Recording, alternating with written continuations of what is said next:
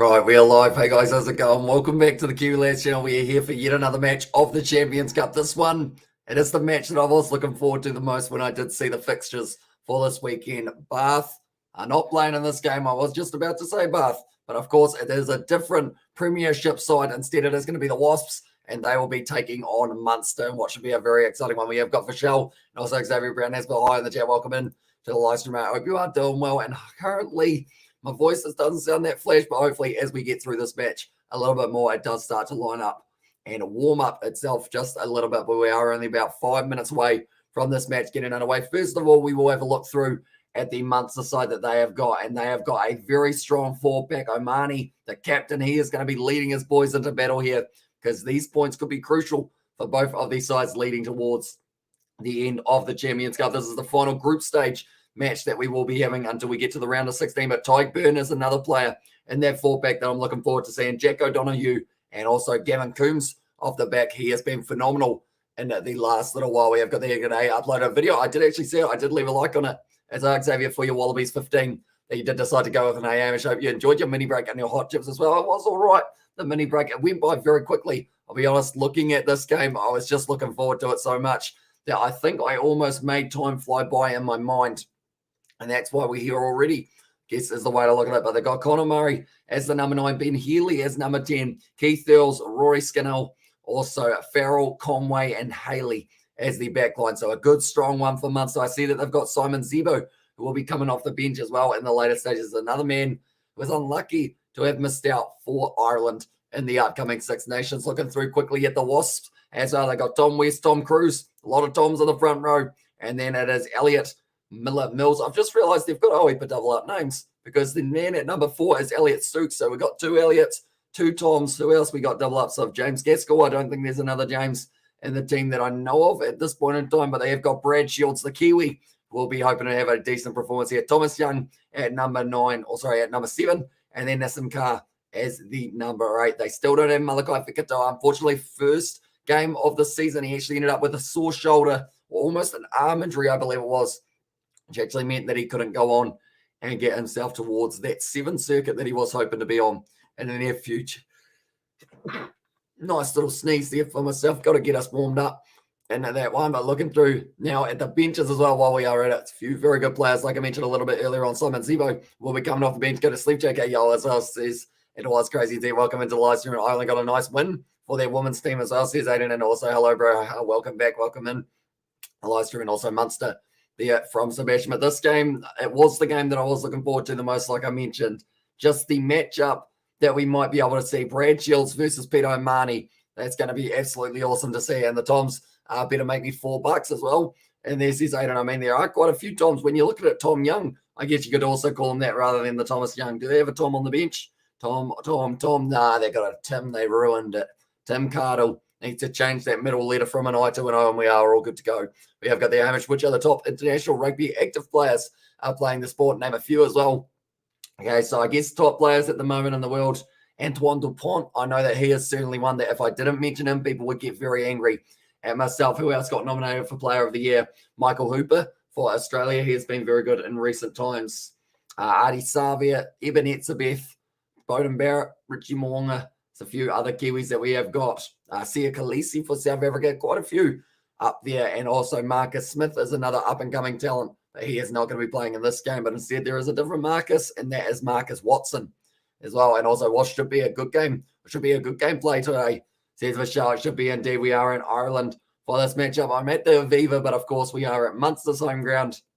And I just like to look at the Aviva Stadium. I feel like I want to go there and watch a game live one day. And yeah, hopefully we do get to do that in the near future. Looking through now, first of all, at the table, when it comes to Group A, I believe this is, yes it is. So this is how it is sitting before the games that did just take place. We did see Ospreys get dominated in their game up against the Sale Sharks. So because of that, does mean that they will be remaining in the last place on that table. But as you can see, a few teams sitting very nicely, including Racing 92, who are top of the bunch. Then looking through at this group, I mean, Munster, they are sitting not too bad for themselves. They're sitting in around that 3 and 4 region, I believe. If I move my head, they are sitting in 4th for this one, whereas the Wasps, they are sitting right down there in 9th, and they'll be hoping to propel themselves forward just a little bit more in this one and see whether or not they can line up a chance of contention for the round of 16, which is coming up in the very short moment try and get themselves about mid-seed, which would mean that they have a slightly easier opponent than if they are down the bottom, or else they are taking on some of the top contenders of the competition as well. And also we got there the elbow cuff, sorry. I'm crazy and we got a baby with an EMS and also the Munster kit on as well.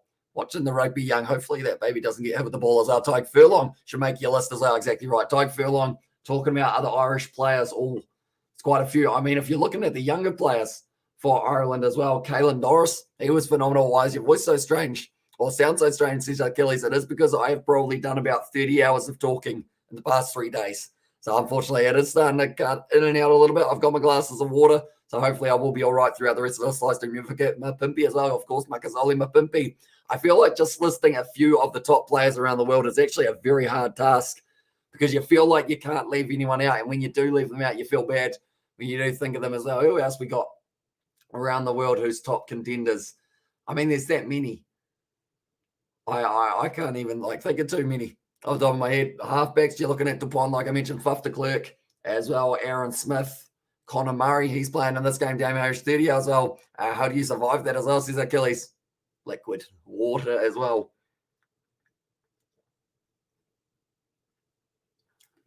There we go. Hopefully the voice will be lasting not too bad. We get a little bit of a day off tomorrow. I think other than the fact that I will be catching up on sleep from the weekend. I did end up sleeping for 4 hours last night.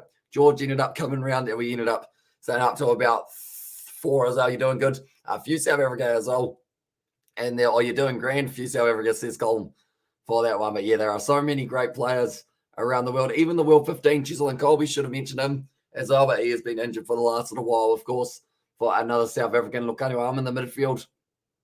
I can list rugby players all day. In fact, that would be a fun game, trying to list as many rugby players as I can in 10 minutes, perhaps, but that would be very hard on the brain, I would think, and Connor isn't anymore. And I'm a Munster man, says Tom. So yeah, I guess he is slightly gone down. I was just trying to think of a kind of halfback from each country. Wales, who's the Welsh halfback? Who you got? Who have Wales got as their halfback? I know him. I can see him in my head, but I can't put his name on the paper there. I can't remember his name. Unfortunately, I'd love to, if the Wasps gave Munster a tough game at least. So it says Achilles, and I feel like they will be able to do just that. It is the informed Wasps up against the always physical Munster here for this game, because Munster, they are absolutely phenomenal when it comes to those forwards, and also when they get that backline rolling, they are none better when it comes to the way that they can get that ball moving out the backline. Definitely with Simon Zebo off the bench, he's going to be an exciting one. Craig Casey, as always, a late option. And now the Wasps, they will be making their way out onto the field. We've still got another live stream or two later on tonight, which is going to be the final of the 7th circuit. Bigger as well. And this is Colm. So he is the fly half in that regard. Who's the other one as well? Who's the Welsh number 9? Why can't I think of him? I can see him literally in my head right now. I can see him passing the ball, but I can't think of his name. And also we have there, or Anscombe. It's on there, and also we've got there to the message come through. I said earlier that Maro Toshi was another nomination, but I retracted my comment as well.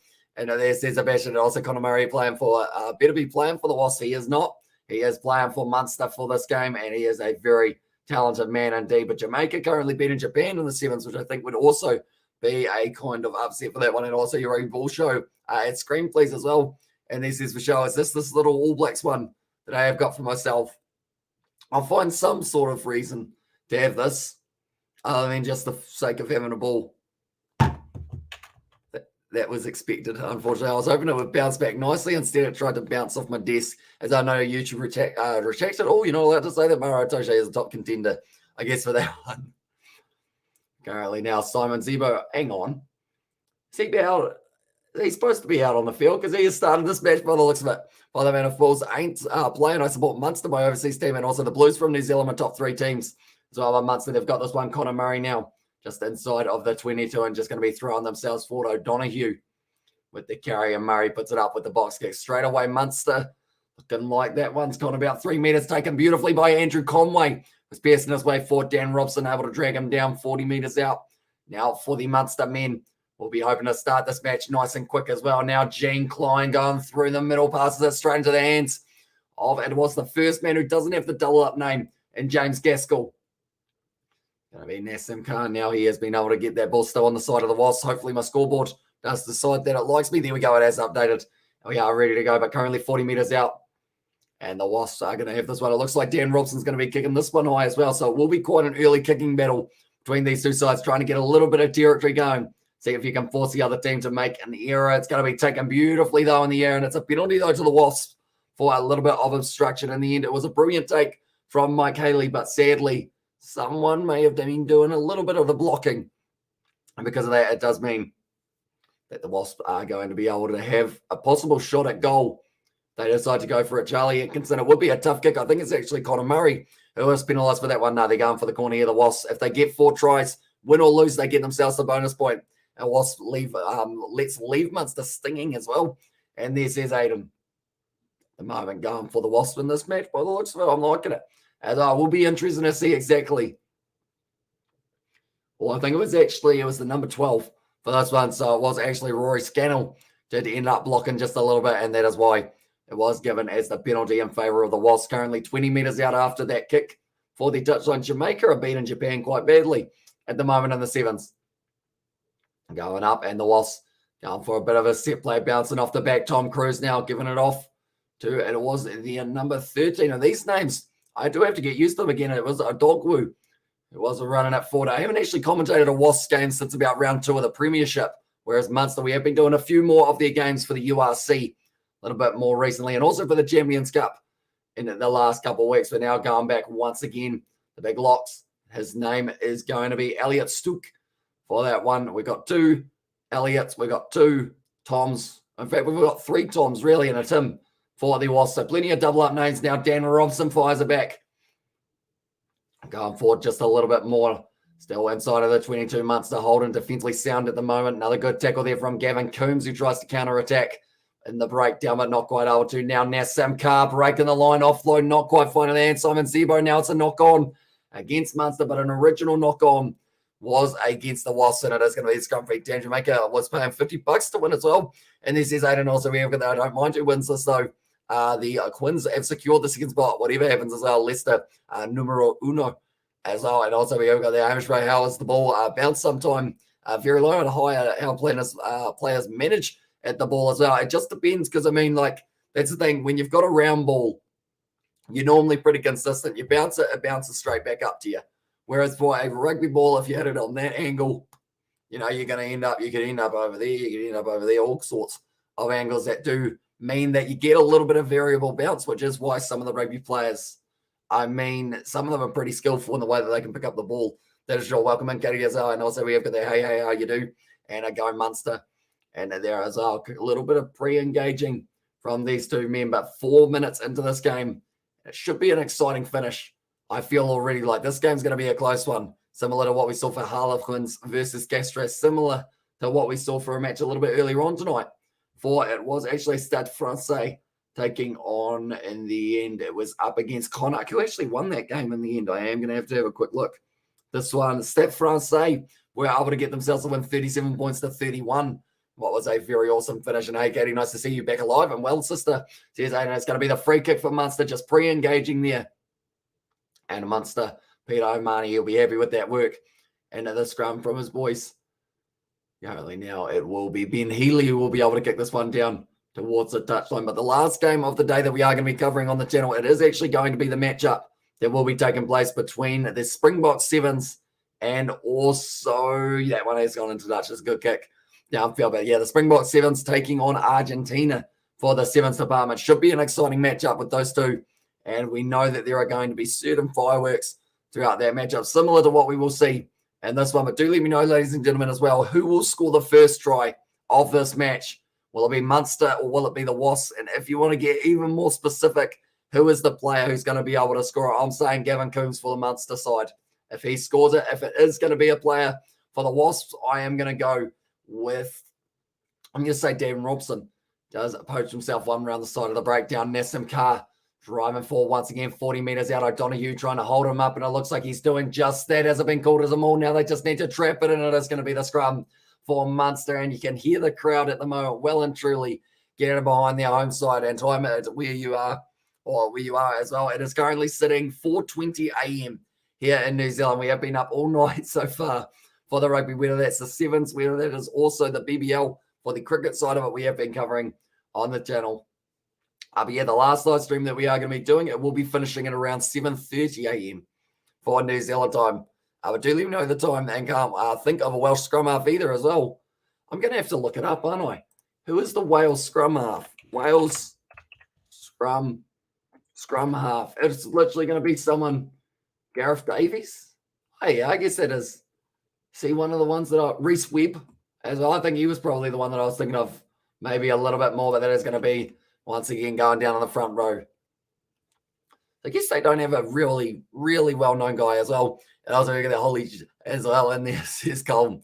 And also we've got one of the Toms will score the first try for the Wasps. That is either Tom Cruise or also in their number 1 jersey, Tom West. So both front rowers. So it is nice and easy to remember their names for the front row of the Wasps, because they've got Tom, Elliott, and then if you go to the locks, you got Elliott and James. Nice and easy for those guys. And I'll say, hey, brother, yeah, I haven't played. I've been paying close attention to the sevens as I'd like to. So much rugby on as well. And there, and also we've got the How Are You? I Miss You last game, sevens semi-final for the show. And also we've got there. Thanks for coming. This game, Katie's sister now is going to be out the back line for Munster. Simon Zebo. He's actually starting this match rather than, I think Keith Earls was going to be out on that wing. Have made a late change though. It'll be a good tackle from Tom Young on Connor Murray. On the halfway line at the moment, Munster trying to put some phase play together. It's a big old hit from, I believe it was actually Tom West making that tackle. Good attack and run from Donahue. Connor Murray going short side. Passing it off now. Good step on the inside from Haley. Trying to break through the tackle on Nassam Carr. Good pick up straight away from, I believe that was Tyke Byrne. You can tell him distinctively by that blue scrum cap that he does like to wear. Tyke Byrne stands out like a sore thumb, definitely during the British and Irish Lions tour. He was having a very good tour indeed. Currently now going back around the side. It is going to now be Stephen Archer. Connor Murray going to the short side. Tyke Byrne now trying to bump out of the tackle. Thomas Young able to drag him down though. Now it will be once again Lomond making his way forward. Beautiful ball to Gavin Coombs. And currently Munster getting closer and closer to being able to score the first points of this match. Another good attacking run from Stephen Archer, getting involved early on the tight head prop. Up on the outside, Farrell with the bump off, but it is a good tackle from Ogura. Now still going to be available here. Connor Murray goes back across the number 10. Healy nailed in that one. Always had his knees bent at a weird angle. So, but he has gotten up, which is always good news. I haven't really seen too much of Brad Shield so far. In this one, I'm looking for him now. He's going to have to make that tackle, trying to get straight in the breakdown, Brad, but not able to get it around the side once again. He's playing like very similar to a Tyke Furlong role for Stephen Archer in terms of just throwing himself at the line, maybe a little bit of contention in terms of those tight head props for the Six Nations coming up. I don't think he was selected, Archer, but he's still trying to put his name in the hat just in case. Connor Murray going back. Tyke Byrne attack and run. It was a deliberate knockdown, or was it Connor Murray, though? They will be going upstairs. This could be a try. I'm just curious, who do you think will win the warm-up games next weekend as well? Here's Aiden. I assume that is for the Super Rugby side of it. I think we've just got the one for Super Rugby AU next week, don't we? Or actually, sorry, the week after would actually be it. So I feel like Moana Pacifica, I'm hoping we'll be able to have a decent performance. And that one, if you know you're a Welsh scrum cap, if you know you're a Welsh scrum cap, or scrum half, clap your hands. As I said, Sebastian, tell you what, reading's hard, isn't it? I also hope you had a good rest and sleep. Isn't it still very early morning where you are? There's Aiden, but Tyke Byrne there. It was a tackle made by Dan Robson. That they may actually call a deliberate knockdown. But, okay, it's hit Dan Robson's hand, which means it's going to be bouncing up to Connor Murray. I believe as long as he's behind Tyke Byrne here, this is going to be, it's pretty much in line. This could actually be. Okay, so it hits Robson's hand. It's whether or not Connor Murray is in front of Tyke Byrne and Robson, whether or not he is allowed to pick that up and score the try. This could be a try, though, going for the Wasps. So this is Greg Galway at the moment. So it's going to be a very interesting one. Because are you Leinster man, Gregor? If I'm not wrong. On-field decision is going to be standing. And I believe it is going to be the try, is it?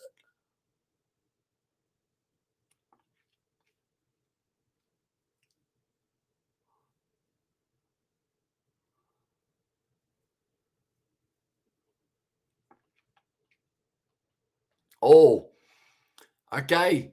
He doesn't touch the ball, and it is going to be the try to Connor Murray. He scores the first one. Brad Shields asking the question. I think he was even throwing in a little bit of French there for Brad Shields. He's been doing some practice, realised the referee was going to be French and thought, oh, well, this might be not a bad thing to be able to do. So please go on, ladies and gentlemen, no spoilers for this this less, as I missed them and has to watch them later as well.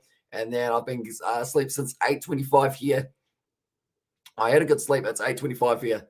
So you haven't seen that one and also that one, right? I will try my best to not give you any spoilers. I hope that people in the chat won't give you any either, but I feel like as we get people popping in and out, hopefully they won't have any spoilers for those ones.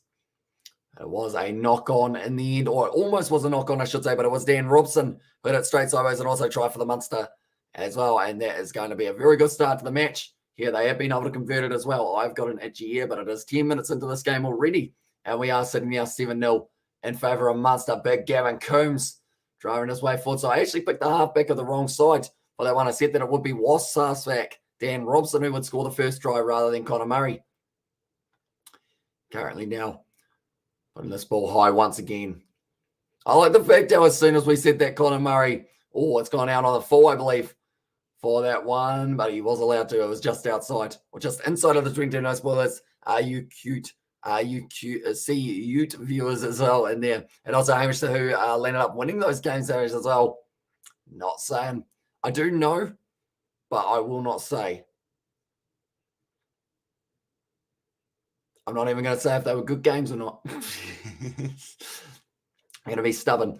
But currently now the Wasps, this is looking like a rough back line, but now Adogwu has got this ball, throwing himself forward at the line. Thomas Young trying to step around the side, has been lined up now, not able to find the offline. And I feel like that's kind of weird going from Union to Sevens, just seeing the big difference in terms of how often the ball is offloaded. Haley was nailed there on the back. Lot of pressure, great feet there from Andrew Conway. He is still going for, but Thomas Young able to make the tackle on him, but brilliant run from the Munster man. Early now, Farrell drive his way forward in the number 13 jersey for this matchup. Of course, it is Mike Farrell. It's actually Chris Farrell rather than Owen Farrell. Of course, he is English. And he certainly, I don't know how he'd go playing for Munster. I don't know whether or not the Welsh supporters would enjoy that. As Oswego there says, freshly sharpened pencils into her ear canals as well. And Oswego there, lol. I'm just testing you, Amish. In case you don't kill me as well, it's going to be kicked in behind once again by Haley. So there's a little bit of time here for the Wasps man, only a couple meters out from his line, back in his pace. He didn't quite have as much as he thought, though. And now Atkinson, he throws the ball loose. It's a knock-on, though, from Munster. Just over the line. I don't believe this will be the try. No, it's lost forward by, it was Ben Healy. It was almost another try, though, to the Munster men in the crowd. Just give them a round of applause. They are loving what they are seeing here from the home Giants.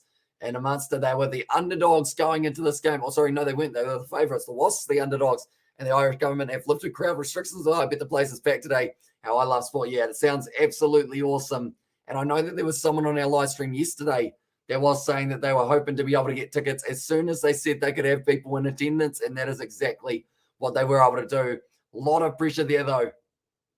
Tried to offload it back. That's not the time to be trying to run it out. If you are a young number 10 and Charlie Atkinson, just kick that ball downfield. Worry about it later. You're better off having a line out on your 22 than giving away a try for trying to get the loose ball out. It was just a little bit of a knock-on for Atkinson, and also over there laughing from Katie Dixon as well. Currently 5 minutes out. Munster, they've had the advantage when it comes to scrum time. They've been strong.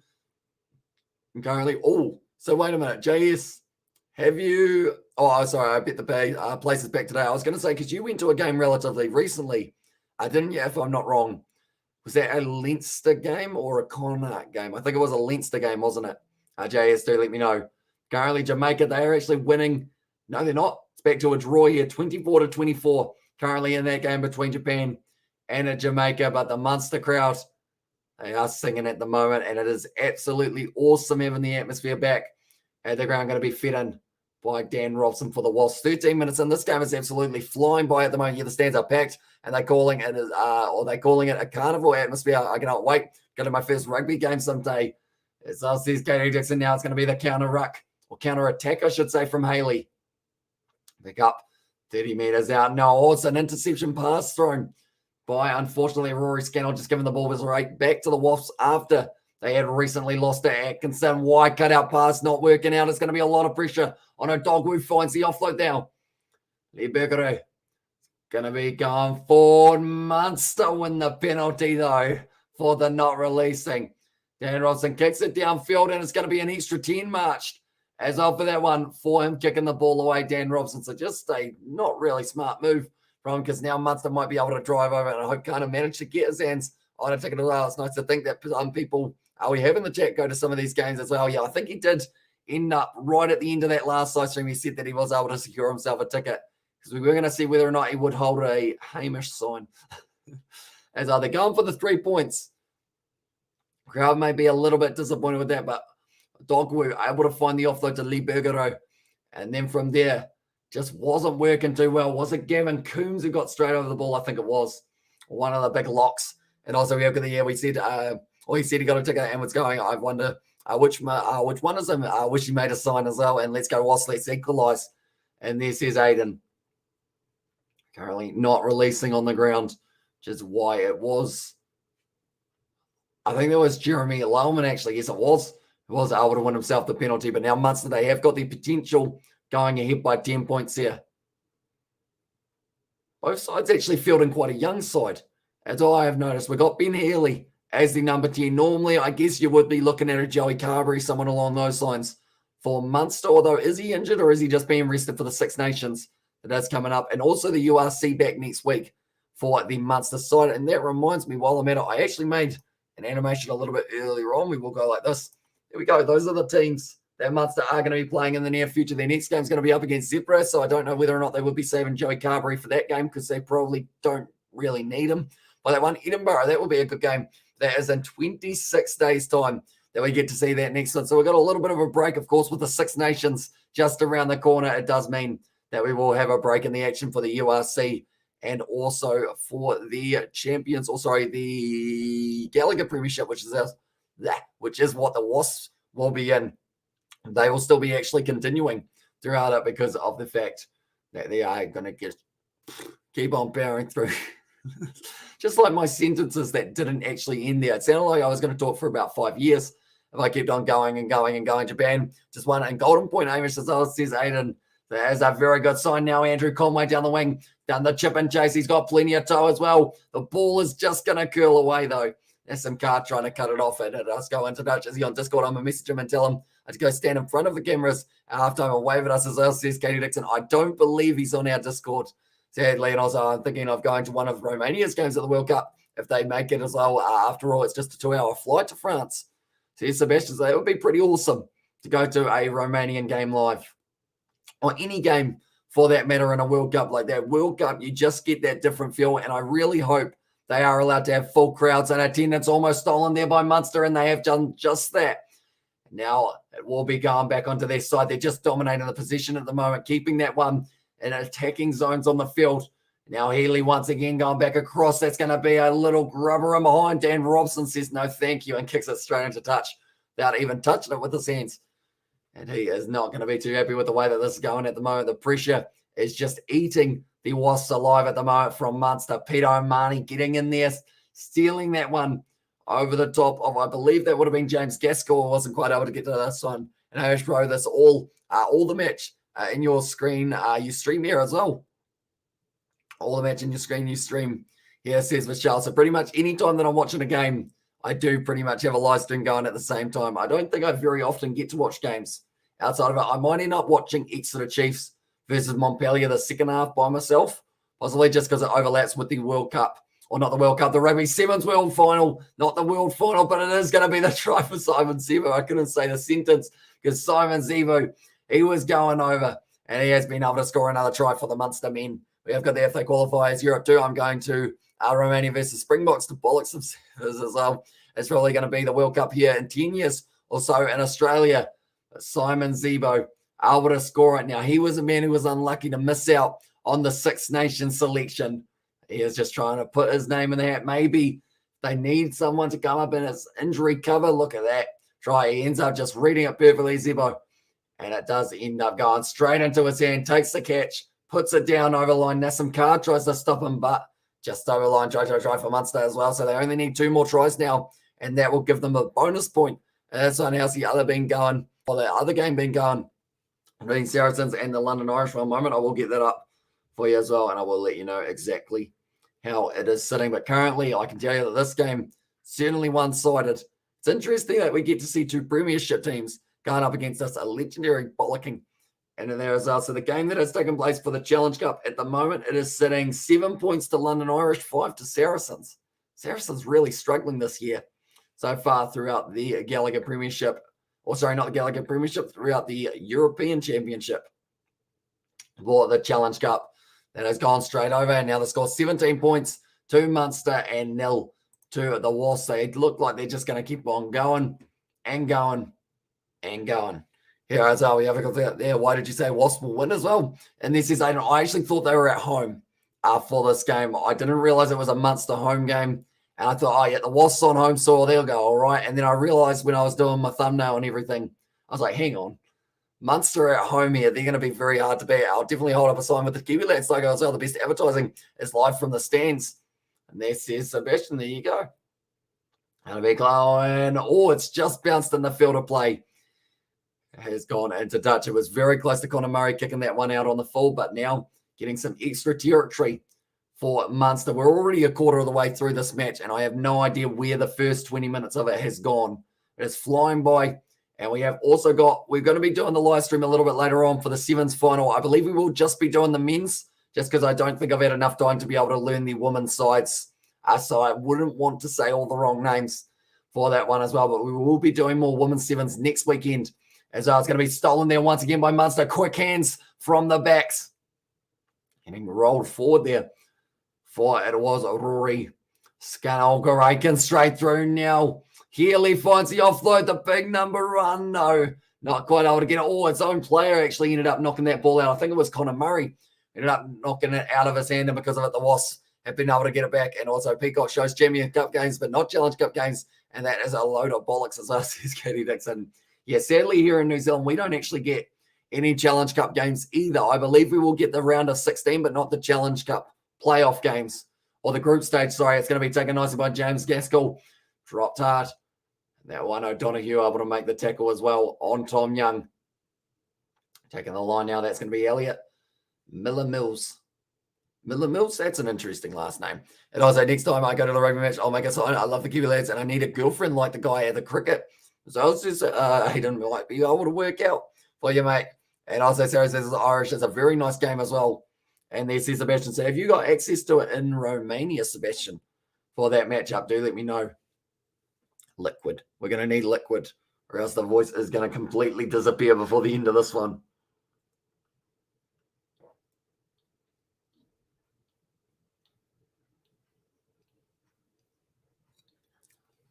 There we go. It's gone into Dutch for that kick, but Simon Zebo, he was going very nicely. Oh, okay, I can't say his name without my voice deciding that I'm becoming a teenager again. Currently 40 meters out from the line, and it is going to be the line out for the Wasps.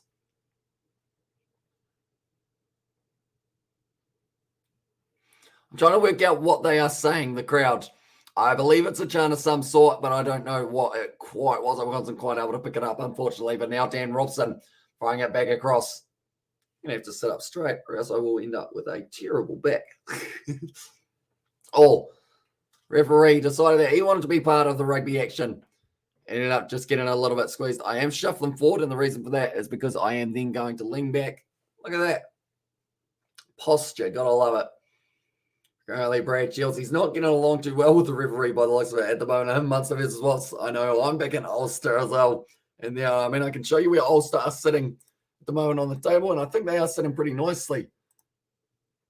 Whereabouts are they on my? There they are. They run second at the moment, and they are definitely going to be through to the round of 16. And currently in the URC, also sitting relatively high. In fact, I think I've still got that screenshot from the URC. Never mind, no, I don't.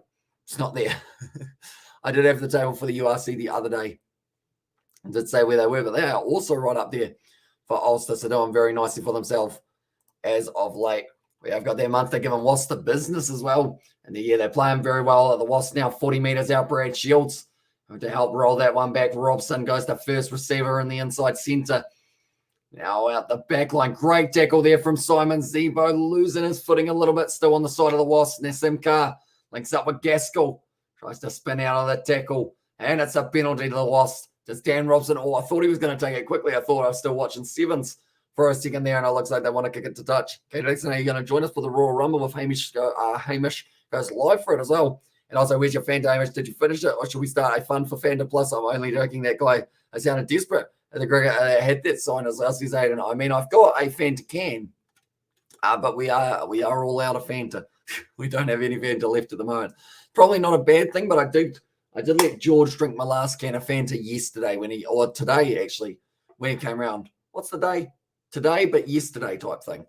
The last time I was awake. Anyway, I can't even find on which channel the Saracens game is being broadcast. The best I can do is the highlights, as I said, Sebastian, and it all depends on what time it comes on, brother, as well. I have trouble staying awake for really late games. And there's says Katie Dixon, but currently 24 minutes, and it looks like there's just going to be a little bit of a running repair to Jean Klein's eye. Or Jean Klein, a bit fancier than I said. Also, I did miss George again as well, and there says Katie Dixon, although that one wasn't actually a live stream for the George. We did end up, he came round, all London Irish actually winning their game by 12 points to 5 now. But pretty much the way that we did it was I was about to go to bed at about 9 or 10 a.m. Somewhere about, around there, or 9 or 10. Yeah, 9 or 10 a.m. I was just about to go to bed, and George was like, hey, what you up to? And I was like, oh, yeah, not much. And then he was like, oh, you want to hang out? And I was like, yeah, that'll do. So then I stayed up till 4, which I shouldn't have, possibly, but I was enjoying the fact that I did get to catch up with him again and sharing the goodies with your mates. Be proud, Irish as well. And there says Sebastian, yeah, I've got him. He used to drink Coca-Cola, but now he's just a Fanta boy through and through. Currently, time is going to be back on 24 minutes through. Like I mentioned, it's actually only about an hour or so until we get to see the matchup take place between England and Australia in the sevens. It's just around the corner. Be taken nicely there by Elliot Stook. Trying to get this rolling maul going forward here for the Wasps, trying to fight their way back into this great defence from Munster. They've been told to use it once. It has not even creeping forward an inch for the Wasps. Dan Robson now going off the back passes. It's short ball to Lee Bergeron. Once again, I always say his name wrong. They go across now. Thomas Young just bumping off the tackle of Ben Healy, who looked like he was having a bit of trouble trying to slow him down. Dan Robson now decides to go off to the right-hand side. It's going to be now Odogwu. They've got the advantage for themselves once again, leaving their feet offside, in fact, was what the penalty is for. Brad Shields now around the side, getting his ankles taken out, but crawling close. He's gone over the line. Is it down? I think it's just held up. And also we've got the, so you're going to live stream that, Brank. I was telling you about to George as well. I don't think live streaming it would be a great idea, because if it has got nudity in it, probably get us demonetized and also taken off YouTube. You're such a wonderful friend, Ash. Such a legendary Sagittarius as well. And there says Gary Dixon, I'll take it. I'll take being a legendary Sagittarius. Oh, they're taking a quick tap now for the Wasps, just throwing the big man there. Tom getting close to the line. Being told to release him. Tom's actually quite a fun name to say. Brad is also. Brad sounds like the name of a horse, but that is because we had him as Red Dead Redemption 2. My horse's name was Brad, and he was a bit of a mad lad. But now only a metre out from the line here. Still going hard. At the line, not quite able to get around this side. That's great defence from Munster, forcing Thomas Young back. Now they are 2 metres out. Nassim Carr getting roly-polied over the top. Practising his gymnastics just in case the call-up is there. Lee Bergeron once again getting close. Dan Robson now. It's another advantage here to the Wasps. Dan Robson dives. Dan Robson scores for the Wasps as well. I mean, I did say he scored the first try in the match for the Wasps, but I did say that would be the very first try in the match rather than that one. And cheers all as well. Says David, welcome into the live stream, mate. Hope you're doing well. What are you doing up at 4:45 a.m., David?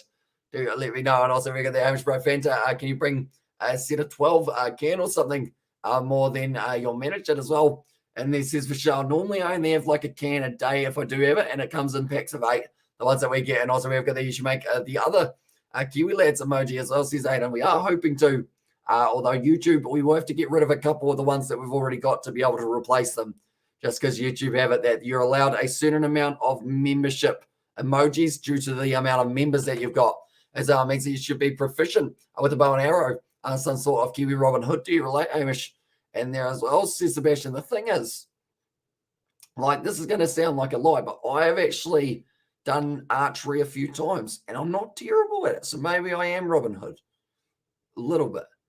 Halloween next year, we got it sorted, or this year, in fact. And also, we've got there, look at these little bee emoji. Look how damn cute he is, as on there for the try for the Wasps as well. And also, we're going to, hey, brother, how you do? And then, hiya, buddy, says David the Mob. But currently kicked off by Munster. It is now back to 7 points to the Wasps, 17 for Munster. Lined up there, Nasamkar by Simon Zebo. Going back. I always say his name in a different way every single time. I see Zebo, Zebo. No, I haven't said Zebo before, but I think I could next time. O'Donoghue going forward. He's dropped the ball now, but it's going back for the original knock on, and it will be in the favour of the Wasps. Or sorry, in the favour of Munster. We have got there, g'day, brother, as well.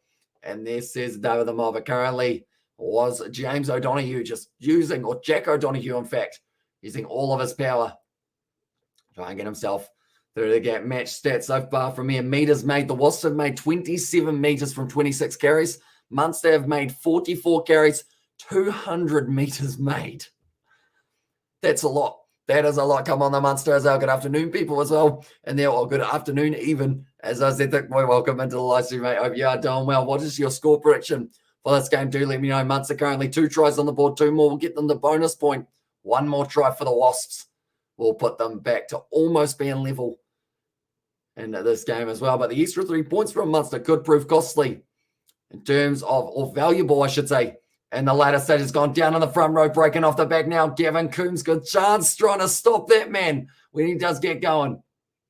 Around the side, and it's going to be the try this time for Jack O'Donoghue.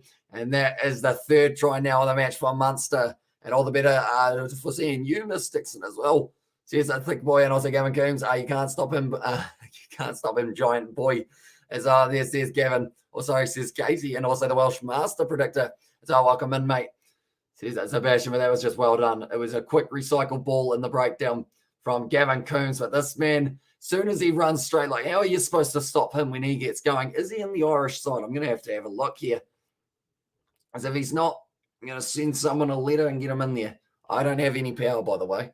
I just do this. As well, where is the Irish lineup? Where is he hiding? Right. Okay, forwards. Surely Gavin Coombs is on there. Ryan Beard, Bill. Gavin Coombs, right, he is. He's only got 2 caps for Ireland. He's getting a few more in the Six Nations, which is great to see. And see, brother, as well. Munster even. As well, damn it, I didn't spell that right as well for the Musters. As well, says Katie Dixon with the try. But Ben Healy, 3 from 3 so far for the kicking tee. Oh, it's an easy one. Straight down the middle, and that is going to be 24 points now for Munster to the 7 of the Wasps. So the Wasps, they fought back and got themselves a try, but then from there, Munster, they decided to just build up into that one. Gavin Coombs just shunts off the tackle with Atkinson. Tried to tackle him too high, but I don't know whether or not you want to put your head down by his legs either, unless you want them decapitated off. Yeah, and also we've got there, it's game over. Surely it's almost impossible as well, says Aiden. They just keep on going and going and going, don't they, Munster? They only are 1 try away from getting themselves a bonus point. Andrew Conway, though, he has been forced into touch, and that is good work from the Wasps. A very nice kickoff. Does end up going into touch. Caelan Doris also in that 4-back. Beto O'Mani, we were looking for the Munster men. Who else have we got from Munster? Tyke Byrne. It's going to be one to watch out for. And also Killeen is actually the only other Munster man. So we haven't actually got a huge amount of Munster men taking part in these Six Nations in the 4-back. And also who's going to win Blitzbox or Argentina? I think it's going to be Blitzbox, but Argentina are going to make it hard. For those out fishing sounds so fun. Right now, brother, I was contemplating going fishing. Hamish says David the Mole might be worth a crack. You know, like they say, if it's early in the morning, the fish are hungry. Is that what they say? Something along those lines, isn't it? It's dark out there. I thought it might have been light by now, but that is certainly not the case here in New Zealand. And also, we have got the Who Doesn't Love a Good Heart Palpitation on a Sunday as well, says Thick Boy there. And also, we have got there, what's the biggest fish everyone has caught as well, says Aiden. Biggest fish for me that I've caught. I actually showed a picture of it in one of the other live streams. Some of you guys might remember that fish. It's more of the case of my dad hooked it, and then from there I just reeled it in. Paul B will be Leicester on 19 points, 2 for the Harlequins on 19, and then Munster in third, says Sebastian. So he's given them a bonus point in this game, I would assume, the way that they are going. Currently, it's a beautiful kind of late afternoon there in Ireland. Crowd are chanting Ireland as well. Currently now the Wasps going for the rolling maul, sitting 20 metres out. It's going to be an advantage. Oh, Brad Shields almost gets picked up and dropped there by that number 4. They will have to check that one again, possibly for Jean Klein as well. Now a little chip of mine from Dan Robson goes straight into the hands of Simon Zebo. And also we got that zap, as I says Katie Dixon, and also the smiley face from David the Mott. And now they are going to be 5 penalties so far against Munster. So that is one part of the game that has been letting them down just a little bit. But the thing is, in that regard, they are still well and truly ramping their way up here, Munster, towards a good old total. And they only need one more. I think that was actually Jean Klein, who they were showing there. Atkinson. Going to be kicking this one into Dutch now. The next game will be fascinating. Australia or USA versus France. Hamish, who you got as well. I assume that is the men's, isn't it? I would say that France should take that one, but USA might be able to instead. It's a tricky one, though. And also USA at $1.85 and France at $1.90. Yes, so very close between those two sides. So a little bit of a pick-em type game, and one that you definitely don't want to put your money on because you never know what way it is going to be going. Currently, it's going to be taken nicely there by the Wasps, 5 metres out, defending hard.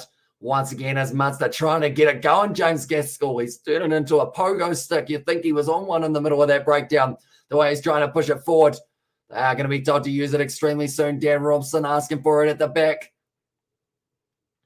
Got hands on the ball. They might have to, tell you what, if they don't get it out, okay, it's going to be another advantage. They're probably very lucky that it is going to be the case of the advantage, although it was almost going to be becoming a scrum for Munster. That's another line out, or sorry, not another line out, another advantage here for this game. So Munster will have to be careful not to go to the bin very soon. Dan Robson, quick recycle ball to Tom Young, now offloading it to Dogwoo, getting only a metre short. Back around the side here, Dan Robson looks like he is going to be firing it wide. This is a good setup. Great tackle there from Connor Murray. Rush defence. The ball's getting turned over. Uh-oh. Double blow of the whistle. This is sounding like someone's going to get to see a little bit of yellow, and I'm not talking about the yellow on the referee's shirt or the Wasps kit. Peter O'Mahony.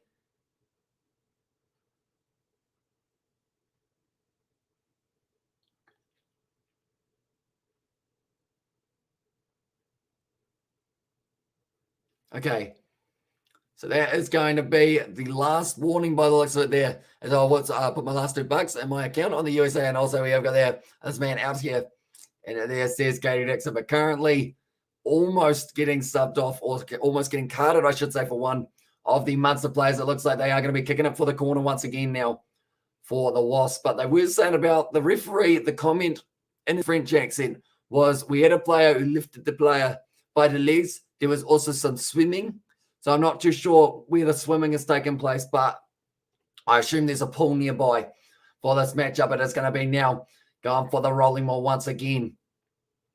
Trying to creep their way forward just a little bit. There's a random leg up in the air, upside down there. And that maul, someone is probably going to get stood on quite badly here. Once again, brilliant defense from Munster and the rolling maul. This ball is not going anywhere. So now Robson asking for it. He does get told to use it. They've got to use it soon, or else it is going to be turned over by Munster, or is it breaking off the back? Still a metre short now for the Wasps. Around the side, someone's just done a forward roly-poly once again. They're saying that there might have been a knock-on. That was certainly a knock-on. No, it's an advantage now. And it's another penalty. Double blow of the whistle. Uh-oh, someone's going to the bin. Who's it going to be? Uh-oh, Gavin Coombs. He's going off the field for the next 10 minutes. I got you back, homie, as well. And also over there, Katie, your country better one as well. You get a grip on your son as well. And there's the ref too, Peter O'Mahony as well. And also over there, I'll phone them up and remind them to win as well, says Katie Dixon. Sounds like a good plan. But now 5 minutes left of this first half and 10 minutes with an extra player here for the Wasps. But it was once again another player. I think it was Gavin Coombs. He just tried to get his hands on the ball. Ended up falling over the front. It was actually his teammate. Pushed him over there. Well, there goes Gavin. It sounds good to assist there, as says Katie Dixon. Or sorry, says Aiden. Yeah, now going for the rolling maul once again. Munster's just a very set side when it comes to that rolling maul defense. They don't let it creep forward, and if it does, It only moves extremely slowly. They've been told to use it once. Okay, now it's starting to move a little bit more. I might have jinxed that one. He is going forward. It's going to be breaking off the back now. Oh, great defense from Munster, though. Tyke Byrne going for the counter ruck. Still available here on the side of the Wasps. Thomas Young has to play halfback. Goes back across to Brad Shields. One of the first carries from the captain of the Wasps. What is a Captain Wasp called? Because I know that there's a Queen Bee. What is the leader of the Wasps called? Close to the line. Extremely close now. They are going to the short side, dropping his head. No, not quite able to get over the line. This is hard work for the referee as well, trying to find the grounding. So just short of the line, Nassim Carr. It's like he is just sitting back there. Dan Robson waiting for the opportunity. This pitch next to the try line is getting absolutely torn to shreds by the Munster and Wasps players colliding. Still available. Tyke Byrne making the tackle there. Brad Shields just throwing himself at the line. Nassim Carr on his arm. That's going to be almost the Munster man. He wins the penalty as well for not releasing his big long arms of Jean Klein. He's been able to get it, and he could have reached out for that one, and it would have counted, bro. As on there says Katie Dixon, oh, there's an injury. Doesn't look too good, Gavin. We're going to throw you in rugby jail for being tall as says Katie Dixon. As I mean, they do have the fastest man in sevens game. And there, and of course, that would be Carlin Isles or Perry Baker. I guess both of those men really have got a decent shout of being the fastest player around. I think Carlin Isles is just a little tiny bit quicker, isn't it? Whilst the Knight themselves a try. And there as well. Yeah, unfortunately for them, they just were so close yet so far away. And Klein, big long arms from that man. I mean, if you're going to sin bin someone for being too tall, that man's probably going to be worth a crack. I've given him. In fact, if it's a yellow for Gavin Coombs for being tall, you'd say a red card for this man for being tall because he is absolutely massive. He's a player down for the Wasps at the moment, and it doesn't look too good for him at this point in time. So I believe he will be taken off the field, and there will be a little bit of a stoppage of play here for the first half. Another bit of a yawn there, but we have got one more live stream tonight, ladies and gentlemen. That will be taking place at around that 7 a.m. mark. Who is that? Is that Brad Shields? Or is it Tom Cruise? Might be Tom Cruise. Kind of look like Tom Cruise.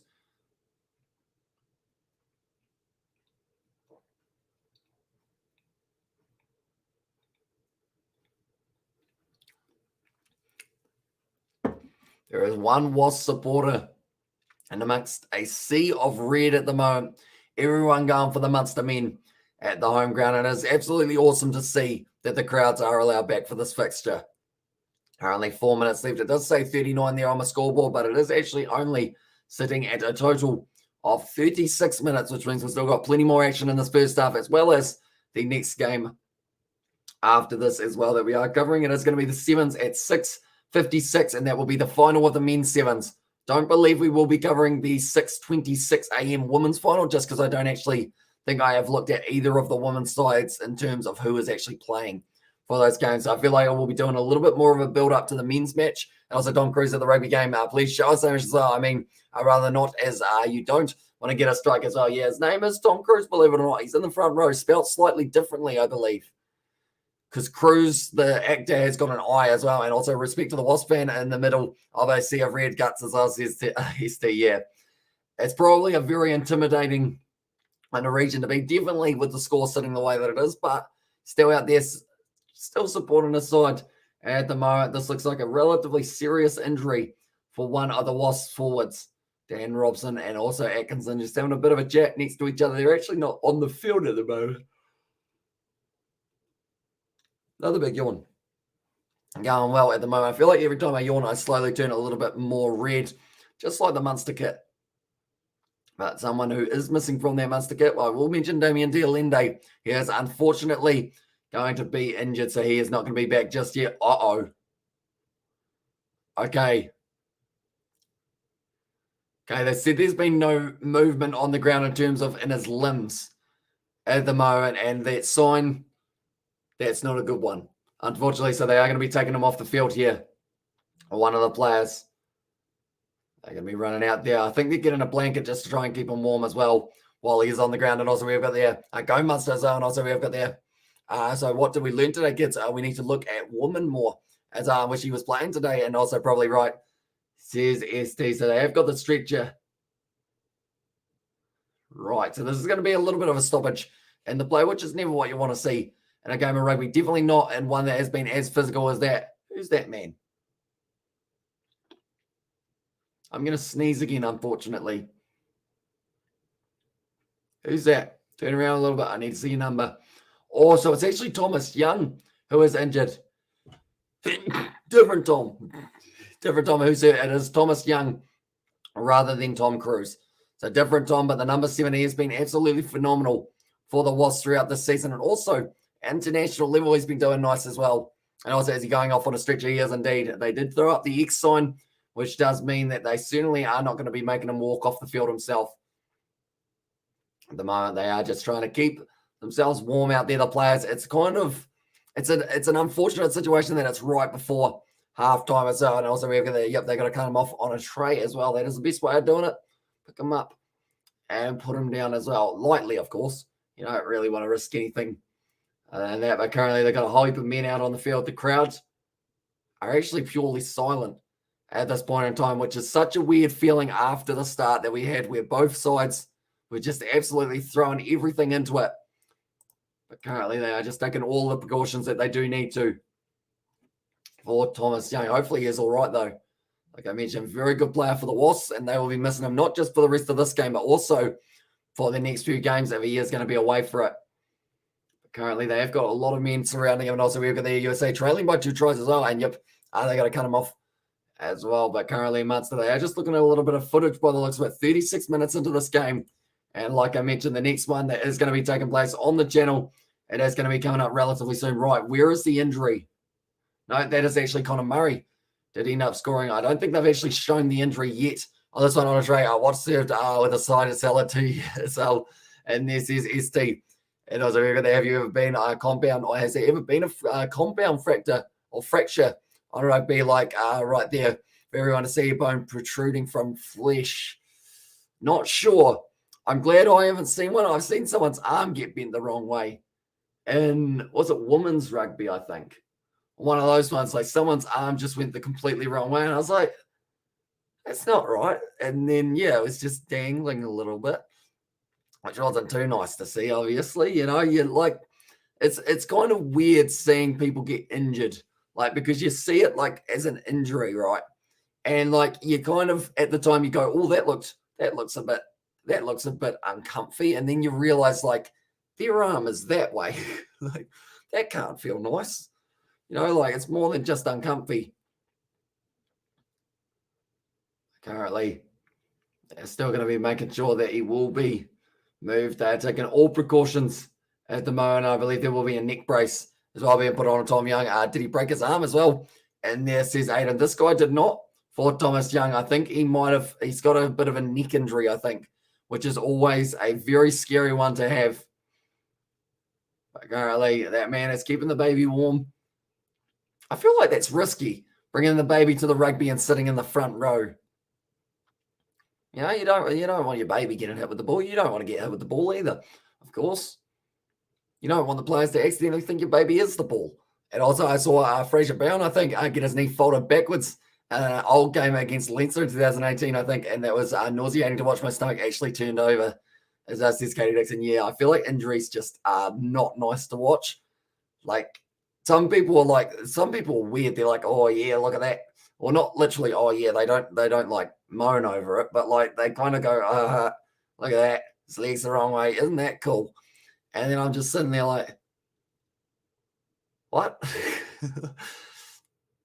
Currently, Thomas Young, hopefully he is going to be all right, but it is a man making his way back out there. What are those snacks? They look all right. Is some popcorn or something that their child has got for himself? And a bit of a wave to the camera. Currently, we've got 8 minutes left of this yellow card. This will feel like a very long time for the man who got yellow carded, Gavin Coombs. But they are just watching on currently on the sideline, hoping that man is okay. I feel like, tell you what, if you were selling coffees at a Munster rugby game, you'd be making an absolute fortune, I would think, for this one. Because at the end of the day, if it's a cold, chilly day, you know, there's plenty of people who wouldn't mind a warm drink, even if you're just selling bottles of relatively warm water that you don't drink. Get out here eating Maltesers. And now I'm hungry as well. And also, we've got there eating his little baby flake And also we've got there, hey, it's not a bad thing if your baby gets hit by the ball as you meet your favourite player and get an apology from him too. Says Aiden. You don't have any kids, do you, Aiden, hopefully, at this point in time. I was like, I know that the All Blacks ball sack was ripped open and I was sewn back on the side of the pitch and then he was knocked out cold. He doesn't remember anything from that game. That was old Pine Tree Buck Shelford, wasn't it? If I'm not wrong. And also we have got there, who did that happen to? I think it was Big Buck Shelford. On that one. And also I remember seeing a South African prop against Wales fully have his finger turned the wrong way. It looked all shapes as well, and the replay just showed him manually turning it back the right way and carrying on playing. Fair play, legend. Yeah, some players are just built differently. Like there's toughness, and then there's that, like turning your finger back the right way after dislocating it or breaking it, and being like, "Yep, we're all good."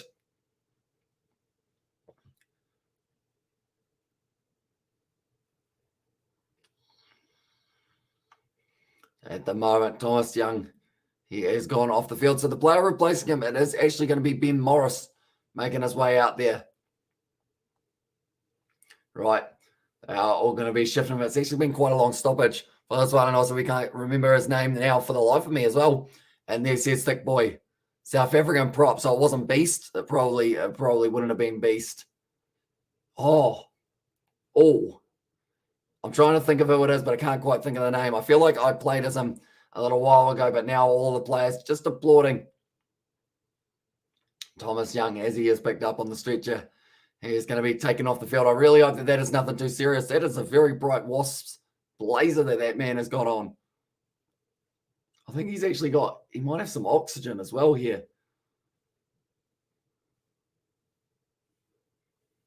That doesn't look too good here for Thomas Young.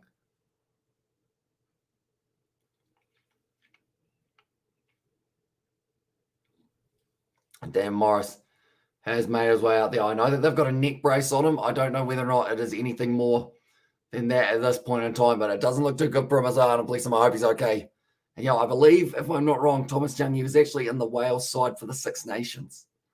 At the moment, we will go here. They're going to be dawdling him off the field. They don't want to rush it. Like they can take all the time that they need, and they are all applauding him as he is going to be going off the field as well. Right. Looking through at the Welsh side, I do not have the Welsh side. Yeah, I do have the Welsh side. Forwards, Thomas Young. No, he is Irish or Welsh, isn't he? Okay, maybe he didn't get selected in the side if he is a Welshman. But now the time is going to be back on, and now we are ready to go once again. I can't even actually remember what happened. I think it was actually Munster who got the penalty, didn't they? Because of a bad bit of judgment there from the Wasps. That one has been kicked in a touch. They didn't actually show the replay of the injury at all in that one, which normally it's a little bit more concerning. Just a little bit. Sometimes if it's like a knee injury or an arm injury or something like that, they'll actually show it once again just so that like they kind of see it. But when they don't start showing that, makes me a little bit more concerned. And also it was Wayne Shelford as well. Took a cleat to the balls. And also, I can't even imagine. That would probably hurt quite a bit, I would think. You don't really want to get your ripped open, or hit or anything in that matter. But now it is going to be Connor Murray on this ball. That looked like he was a little bit offside there for Conway, but it's bouncing up to Dan Robson. Currently a few points behind here. It's going to be a good ball to Dogwu. Just trying to fight his way forward. Now, once again, it is their number 12. But for the Wasps, 3 minutes left. They've still got the man advantage for this first half and about 3 or 4 minutes of the second. Going to make the most of it. Thomas Young, once again, he has gone off the field. So because of that, it does mean Morris has made his way out there. That's some big contact. Ty Byrne, the big man, ripping it out of the breakdown. And now it is going to be a little knock on against Munster, and the scrum feed will be going the way of the Wasps, which does not impress the Munster home crowd here.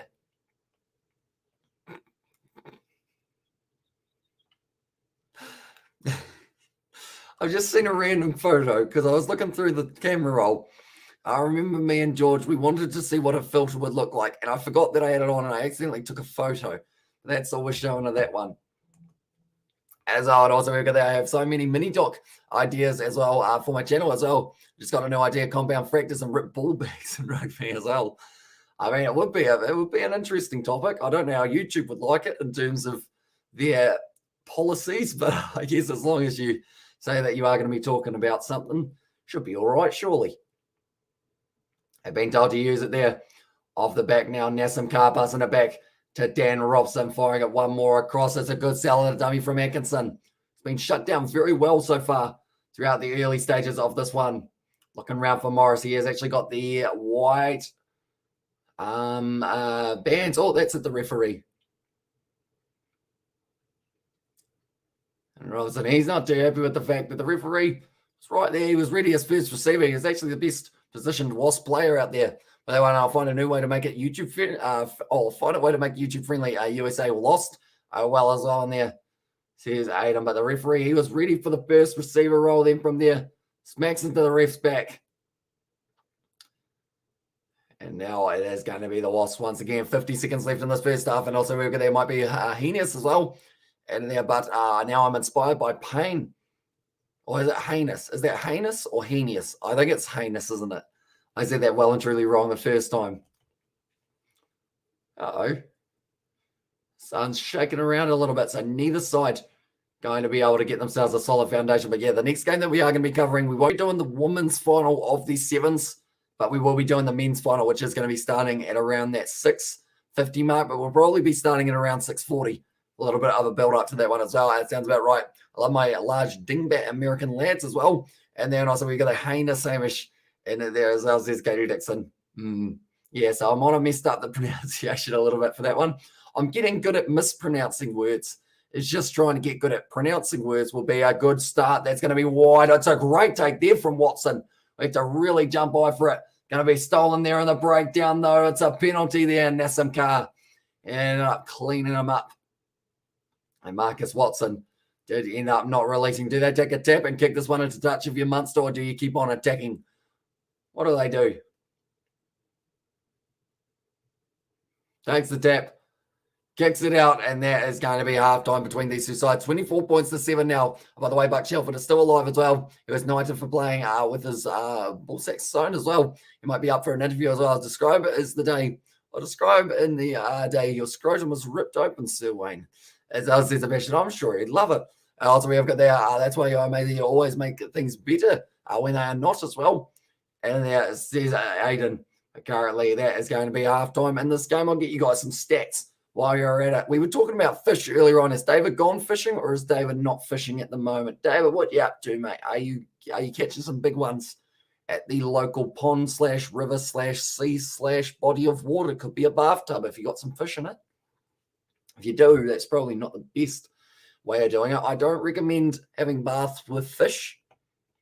Just not quite the best way of doing it, I wouldn't think. Currently, I'm just going to click here. We are going to go to here as well, and we are going to get you guys some stats. Currently, Saracens leading at halftime, 24 points to 14 in their game. So that has rotated a little bit. So the two sides that are leading at this stage, they are both sitting with a nice little bit of a lead.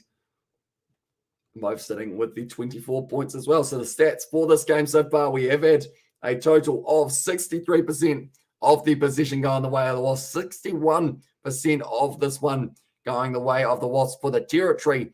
3 tries for Munster, though, 3 conversions, 1 penalty as well. 3 times the amount of running meters they have had the Wasps compared to Munster compared to the Wasps, I should say, there as well. Defenders beaten 10 to 5. Clean breaks 5 to the none as well. So very nicely done by Munster. And also we've got their best fishing spot as a restaurant's aquarium as well. There says Sebastian. Also we have got there, it's all the Appalachian roots. And me brothers are sometimes you just gotta clap your hands and stamp your feet, even when life ain't going your way as well. I just wrote his name down on my interview list as well. And this is Katie Dixon for Buck Shelford. Geez, that's a very young George Bridge. I think that was in 2018, I think they had there as well. You're looking at that. It was a young Fergus Burke, I think, as well there, or a young Brett Cameron, in fact. Full time, 28 points to France, 12 to USA, for anyone wondering about that game so far. We've seen a few tries throughout this game, 3 for Munster and just the 1 for the Wasps, in which Dan Robson was able to score it. Looking through it, Munster's try scorers, though, was the first try of the match. Or in fact, I'll just list all 3 of them. Simon Zebo was able to score 1. Then it was also Jack Donahue And then the other try scorer, I believe, was Andrew Conway. No.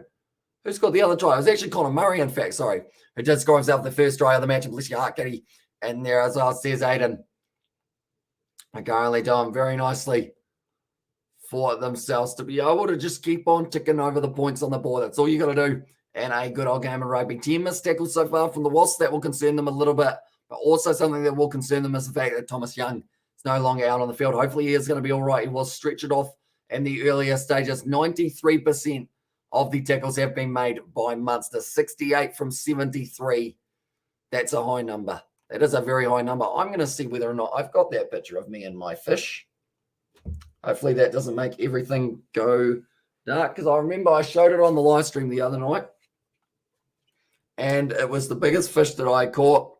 And as a child, of course, it made the fish look a little bit bigger as well. Just like damn bigger. And I also check out the video on YouTube, Buck Shelford, tough as well. Do I really have to censor that? I feel like I don't have to censor that one, do I really? But, you know, safety first. Look at this evil child.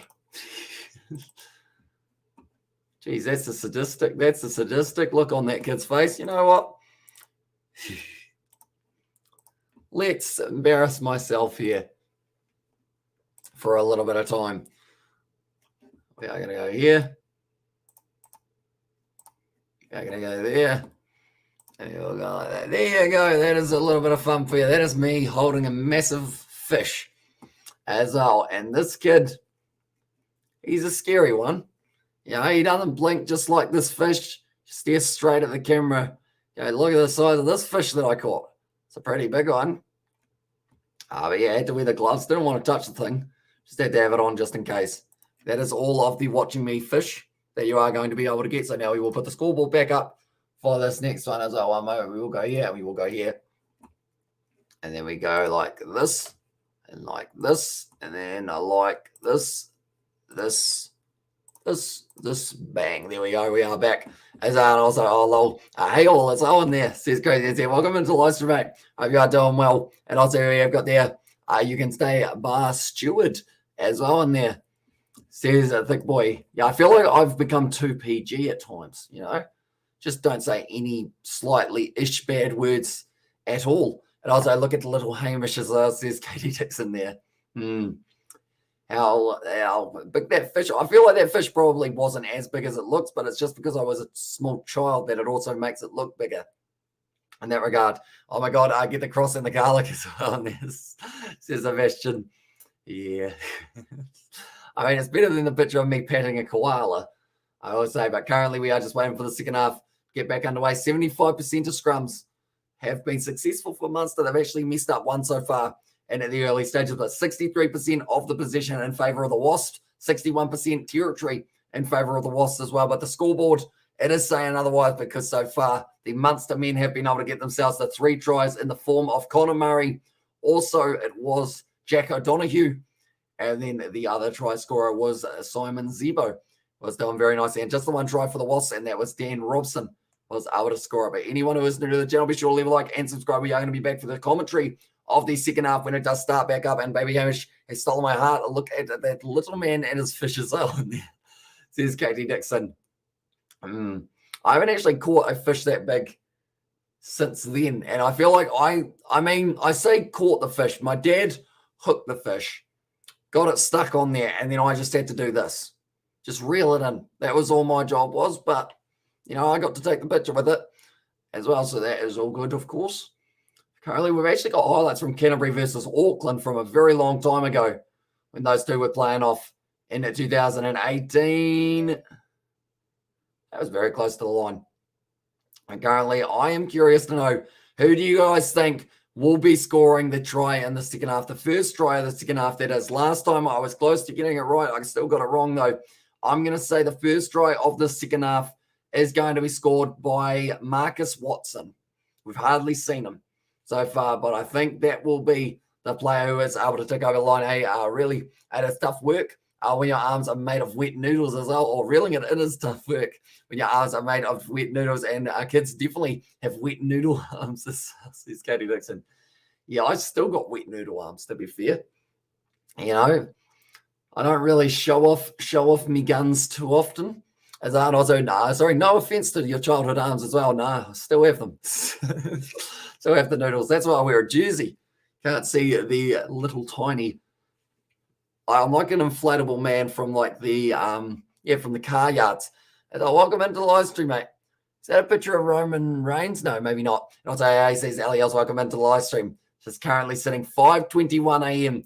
Yeah, and we've got a few Kiwis up and about. I do see we've got Ellie. We've also got Crazy NZ is there. But yeah, I hope you guys are all doing well.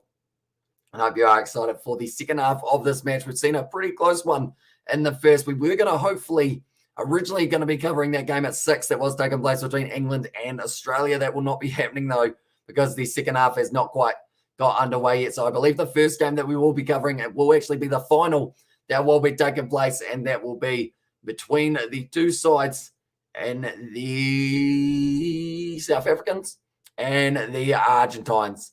As I was got there, how do you hate this? That I haven't slept as well. I'm release the guns. And this is crazy NZ. I don't think the guns will be released for this one too often. And also, I'll say Conway for the first second half try scorer. And I'd say it's a picture of Jesus, the Russian priest, who showed up after seeing that picture as well in there. I see. And also, I've been awake since 3:30 a.m. I can't sleep as well. And this is crazy NZ. I mean, we've still got plenty more rugby tonight.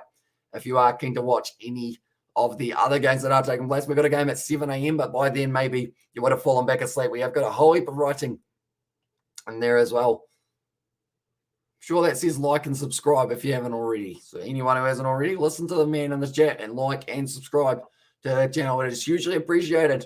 All you guys being here for this one. We've got Crusaders versus Highlanders highlights now. Something tells me we've probably still got another 5 or 10 minutes before the second half gets back underway. But like I mentioned, more possession and more territory in favour of the Wasps, whereas the points so far, only one more try impact needed for the bonus point going the way. The Wasps at this stage sitting on 7 runs, or it's not 7 runs, sorry, 7 points. I'm actually going to go on Google Translate and work out what this says. I wonder if it is. Like and subscribe. It's probably not, to be honest. I would think more than likely. And also fend off at you unholy one from the young man's soul. Is that actually what it says? And also, Katie, I hope I'm good. I hope you're all doing well. Sup, everyone.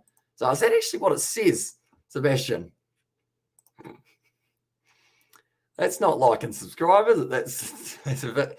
It's Jesus stuff as well. And there says Katie Dixon. Sebastian, time him out.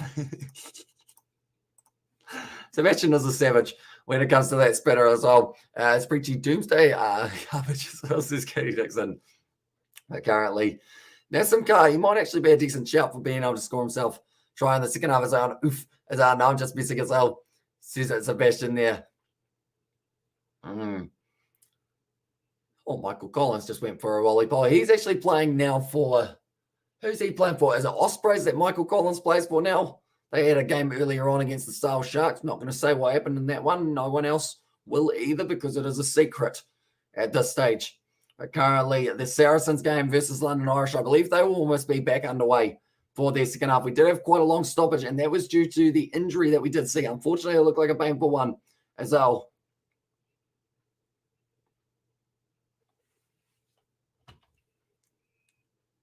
A moment, I have to just reply to a business email, believe it or not. Hey.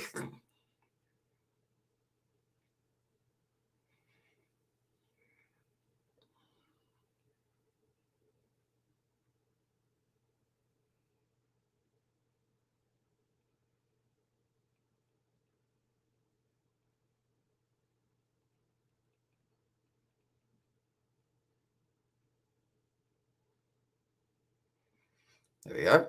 And also, we're going to be right back. Going to grab a coffee real quick as well, so we will see a little bit later on into this one. Katie, be sure to make sure that that coffee is good. Yeah, I don't know how to make a good coffee. I haven't actually ever made a coffee, but I assume the key is to put about 10 tablespoons of sugar in it, and then you're good. Because no matter what can go wrong, other than the fact that your teeth will probably fall out, because 10 tablespoons is a lot as well. Currently waiting for the second half to get back underway. Brad Shields, he's going to need a good performance because that's the thing with the people who are out on the field for the Wasps. They have lost one of their men in the loose forward trio. So So they have already had to make that sub, and that was off Tom Morris, who's made his way out there. I'm just going to look through the bench as well. And in fact, I'm going to show you guys the bench as well. I'm not the only one who can have fun around here. There we go. Those are the benches. Just as well you said about that Ospreys game as well. I was about to give that away, says Thick Boy. Oh, tell you what, Katie would have gotten out her, I think she said she had pencils earlier on. She would have just poked one straight into your sternum. Would have been a painful situation. But yeah, the other one that she doesn't want to know the result of, Stade Francais versus Connacht is the only other game, I believe. Other than that, though, I think the other ones are all right, Katie. Are they free game? Well, in fact, she's actually gone at the moment. Then the messages won't be. Now I think about it. Also, we've got there, God no, stabs the pencils as well. And there's this Katie Dixon. And also, we've got there, not even teaspoons as well, just straight to tablespoons. That's like a cup of sugar. Exactly. What can go wrong? You know, at least it's going to be a sweet cup of coffee. But yourself, it's called a scrotum, not a sternum as well. And there's Sebastian. I mean, she's got more than one pencil. So, you know, maybe one up top, one down low, one in the middle, straight through the belly button. Oh, that would hurt. That would really hurt as well. No, don't stab yourself in the belly button with a pencil, ladies and gentlemen. That would probably be quite a painful situation. But off the bench, Simon Zebo, he wasn't actually supposed to be starting this one. I'm watching 18 minutes full ad on this breaker stream. So I was come late here as well. So thank you very much for watching those ads, mate. You don't always have to watch them if you don't like. They are skippable, a lot of those ones. I do not mind if you guys don't want to watch ads on the channel. It is completely fine. I'm not going to be offended or anything like that. But currently they are just joining there. The sevens been going all right. In a recent history, we have seen both sides in terms of the Australians both being knocked out. But Seville, it is going to be starting on Friday. And guess what? We are covering it on the channel as well. Now the second half is about to be back underway, ladies and gentlemen, for this matchup. Also, we've got the idea. They just cut off Zombie by the Cranberries as well. You better let Dolores finish singing, and then you let the game resume as well. These people out here disrespecting my girl Dolores. I'll be honest, Katie, I don't really know what just happened. By the way, don't stab yourself with a pencil anywhere or anyway. That's a good point. Definitely not the belly button. And the Ospreys are my team. My lips are sealed as well, says Thick Boy. Gonna be kicked here. And like they're saying, they will update us on Thomas Young's status. Hopefully he's going to be all right, though. But the second half now is going to be back underway between these two sides. Nass and Carr taking it nicely, but Zebo with a good low tackle on him. The Wasps need to make sure that they keep that position. If they have 60% of it in the second half, I'd like to think that they would eventually start to wear down the Munster defence, but these guys seem to have gas tanks that just go for days as well. Currently, Robson going to be rolling it back onto the left boot. Nope, decided that the right boot is going to be the better option and does end up putting on the box kick. It's actually more of a flat kick down the field. It's going to be taken nicely, though, and it is a counter-attack here from Haley once again. Coming back, Connor Murray gives it off to the first receiver. Healy dodges the tackle of Brad Shields, drawing past Nassim Carr, hits him hard in the midsection. Going back across. Tyburn, beautiful hands there. The locks linking up, and now Connor Murray, he's got a big prop with him. He decided against using him. He wasn't in the best position to be able to get that pass. Now running it straight sideways to number 12. Trying to pierce his way through Scannell there. And also, we've got that's all good, brother. You can work it out if you want. They are your team as well. Says Katie Dixon. They've got the penalty advantage now for Munster. Connor Murray passes it back across Tyburn here. And going forward, leaving the feet once again. Connor Murray flies it back. Healy now linking up with Haley. That's going to be a confusing combo for those two. If I keep on saying the names around the wrong way and also getting spoilers isn't going to ruin my life as well. Says Katie Dixon. Although it depends on who you go for, of course. And also be proud of the lads. This is what come on, you Quins. And there's Sebastian.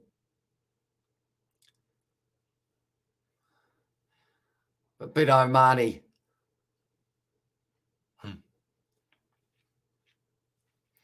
Okay, Peter O'Mani just trying to do a little bit of maths in his head. The referee asked, what one are you doing? And then Peter O'Mani actually had to tell him, still trying to work it out. Can I just have a little bit more time for this one as well? But currently now, it's going to be Peter O'Mani.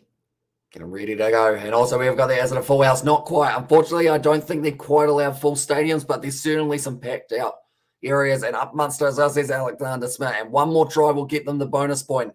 I think that is what Omani was thinking about as well. If they get the try, they get the bonus point, they get to move up the table a little bit more, and they will be up against someone else a little bit further down the table, which we'll actually know in the near future who all of these sides will be taking on in the round of 16. And yeah, it would be hard for me not to talk about the Quins after they won as well, says Katie Dixon. Do you want to tell her or do you want me to, thick boy? But that is going to be now the man in the number 2 jersey, Baron. Going to be throwing this one in. Brad Shields trying to distract him at the front. He's waving to him, going, hello, I'm right here, but it hasn't worked. And now bouncing off the back here. Going to be a good run forward. Once again there for Scannell. Around the side, all the Wasp players, I think about 3 of them left their feet there. Gavin Coombs, he will not be back out on the field as of yet, but he's getting closer. Oh, that man almost dropped the ball straight over it. Or the Wasps almost turning it over. No, they're going back for the original penalty, though, for the player flopping over off their feet as well. Currently now, Nassim Carr. Munster, what can they do? Currently sitting there 5 meters out. I assume they're going for the kick for touch, unless they just go quick tap. They might just throw one of the big boys at the line and say, see whether or not you can stop us.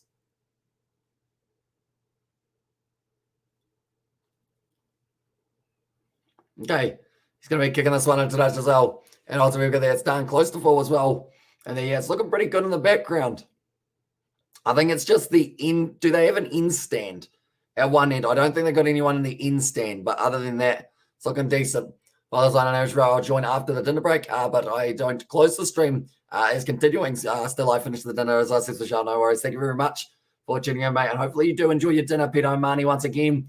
Going to be grabbing that one now. Munster, they have incredible rolling maul defense. They've also got an incredible rolling maul attack. It's a good step there from Baron. Trying to get himself a little bit closer. Connor Murray now, he's already picked up one try tonight. Big crash ball there. He's just getting thrown at the line there. That's going to be the try, though, to Munster. And it was the number 1 in the end. Was able to get it. Jeremy Lauman. Now, I remember them running up the middle of the field, and Connor Murray didn't go to him. Why wouldn't he? He's scoring tries now for fun, the big man. And also, I can't bring myself to do it as well. And this is thick boy. Currently, Connor Murray going back across to the hands of Scannell. He got very close. He got flung over the line pretty much from there, but then it was well reacted there from Lauman to be able to see that ball bouncing around and decided, you know what, that one's mine. I'm going to score myself the try.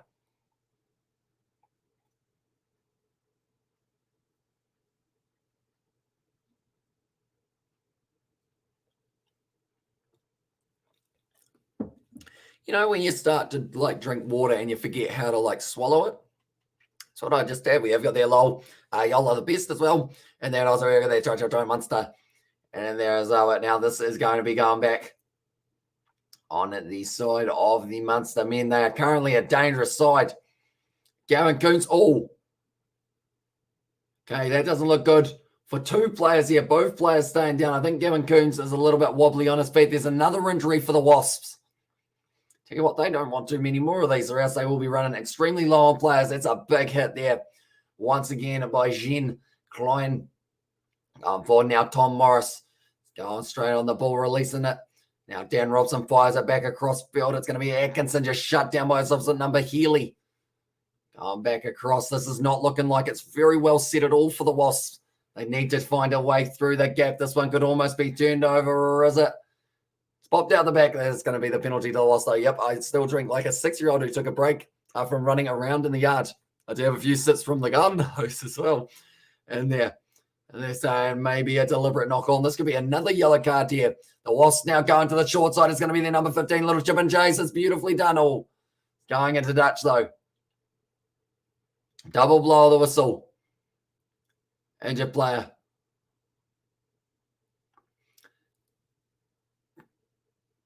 Okay, it's a deliberate knock on. This is going to take a little bit more time because I think they are going to be going upstairs. We had a lot of stoppage play in this one so far. Currently now 22 meters out, or 25 meters out, in fact, it is the player still down. He's not looking too flash either. I think he had a big head collision. And also the try scorer is Connor Murray times 2. Connor Murray got 2 tries. And Jack Donahue. Was it actually, sorry, it might have been, it's Jeremy Lauman was able to score it. What are those shoes? Those are interesting ones. But yeah, it was actually Jeremy Lauman who stole that other one off Connor Murray. Oh no, there's not really steps there, is there? All kind of seats at the end, and the commentaries are talking about the referee's shoes as well. They are looking a little bit interesting for the choice, and these grown men out here are bullying the ref about the hiking boots he wore to game today as well. And there's Katie Dixon. I mean, currently, if it stops you from slipping over, like he's already been tackled in this match a little bit before, I think, if I'm not wrong. So he's been getting involved. He just wants to be a player. Just let him be a player. If he wants the ball, give him an opportunity to drop kick it over. I wonder if that's ever happened in a game. It probably has not. Imagine firing it back into the pocket and the referee just slots it over for 3. I mean, how do you even referee that if the referee is the one who is doing the kicking? But currently the players once again trying to get themselves warm. And also that's on my app. It's given it to Connor Murray as well. Says Sebastian, you know why that is? They don't want to give it to the prop. You can't give it to the prop, unfortunately. But yeah, it was Jeremy Lauman. So I took the quick tap. Then from there, okay, I feel like that's quite a harsh deliberate. Because he did actually get both hands to it.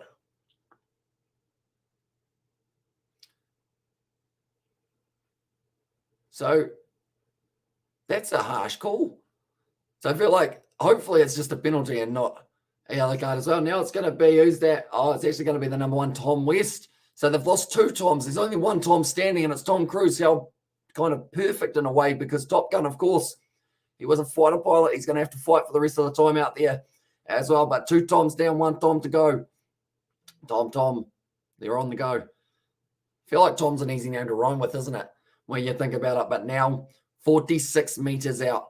So it has gone back, and it is just going to be the knock-on rather than the deliberate knock-on there for the fact that he did get the 2 hands to it. Tom West gone, Tom Cruise gone. The universe is out of Tom's today, although Tom Cruise is still there to save the day. It is just Thomas Young who has gone on his way. I feel like everything I say, I'm now just going to rhyme. That would get very annoying very fast, wouldn't it? If I just decided to write every single sentence, every single line of my sentences have to rhyme. Oh, double blow of the whistle. The referee's not too happy at the moment. 47 minutes into this game, and also Connor Murray, Simon Zebo, sorry. There we go. We'll put that up on the screen. Did you make your logo yourself, Sebastian? Because I always look at it and I'm like, that's a bloody good logo. Currently 47 minutes in, like I mentioned, still quite a difference between these 2 teams. Munster, they've got the bonus point. The Wasps, they do not. Now Spink making his way out onto the field. That's a penalty to Munster at scrum time. Front row losing their footing for the Wasps. And now at the moment, there's a bit of push and shove going on. Tom Cruise, he's willing to get right in the face as well.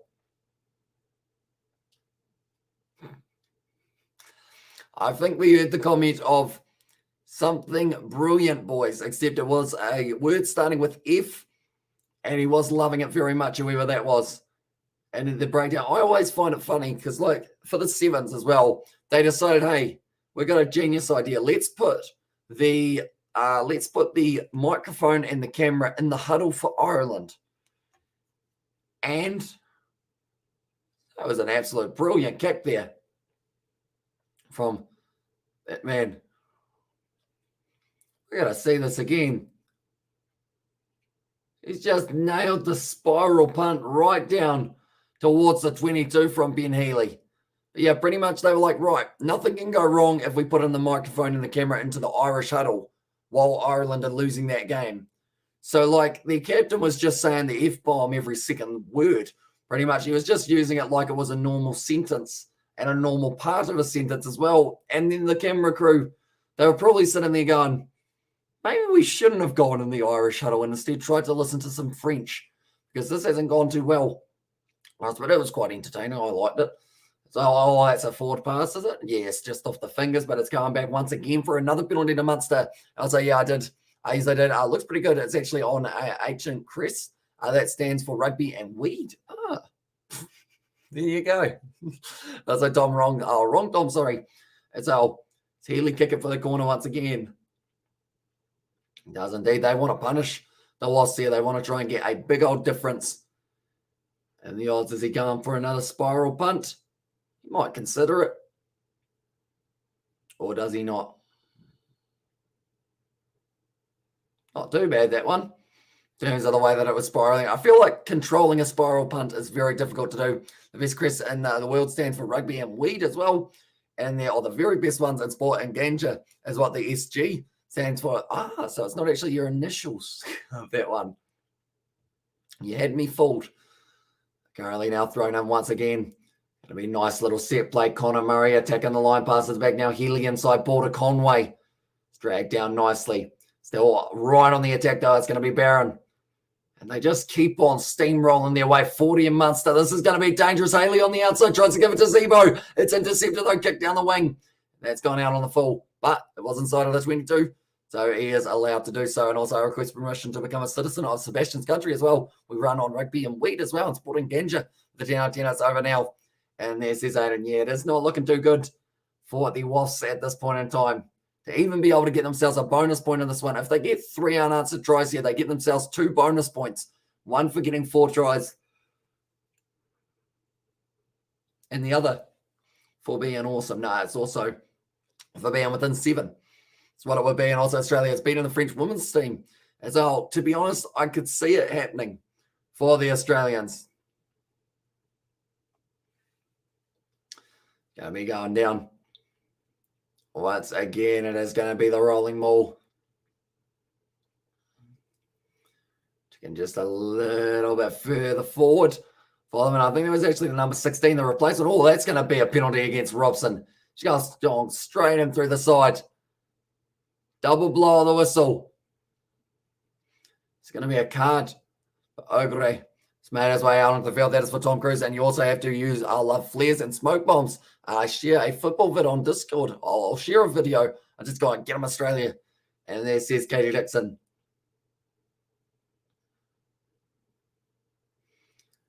Right, Dan Robson, he's off the field now for the next 10 minutes. So it just goes a little bit bad to worse for the Wasps as well.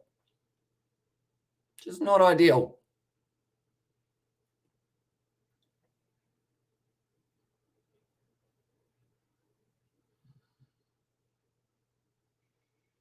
One is going to be going into touch.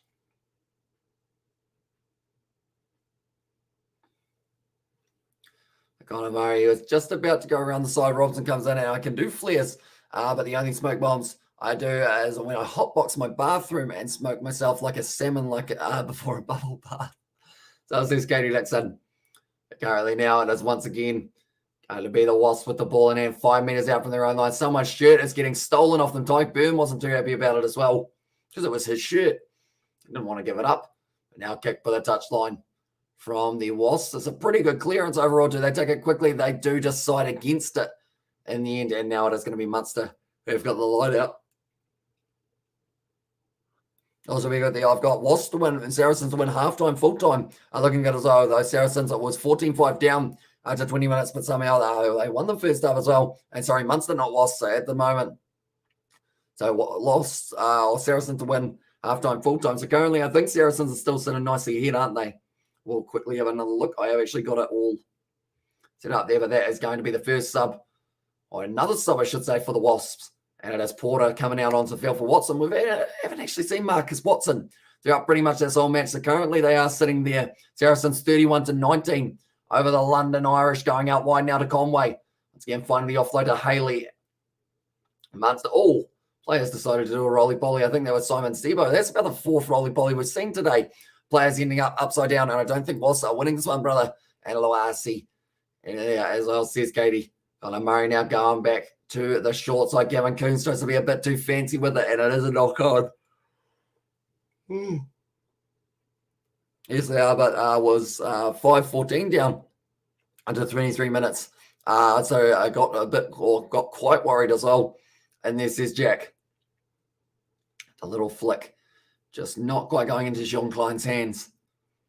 He did end up putting it down, but the scrum feed now for the Wasps. They need another try, and they need another about 2 or 3 after that to be able to get themselves into a winning position. The yawns have all of a sudden snuck up on me. Feel like that is because it is 5:45 a.m. perhaps. You know, probably a time that a lot of people would be sleeping. You know, and also we've got there, I've posted that you'll be convinced that we're utterly mental in this country as well, says Sebastian. There's some guy once again firing it back to the first receiver, and Tom Morris.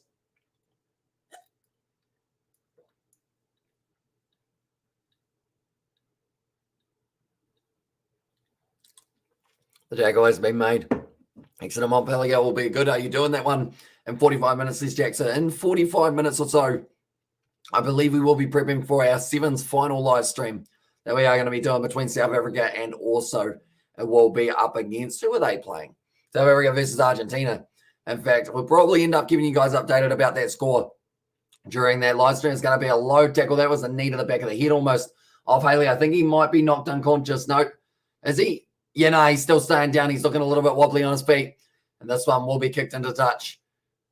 And now they will be stop and play here for Haley, who did get his head kind of crushed into the ground as well. He ended up taking the catch. Then from there, taking it nicely, going down. And who ended up? No, they didn't show it. I think a player ended up connecting with his head, though, on that one. And then just a little bit of cover. Another yawn. Also, we've got there Patrick.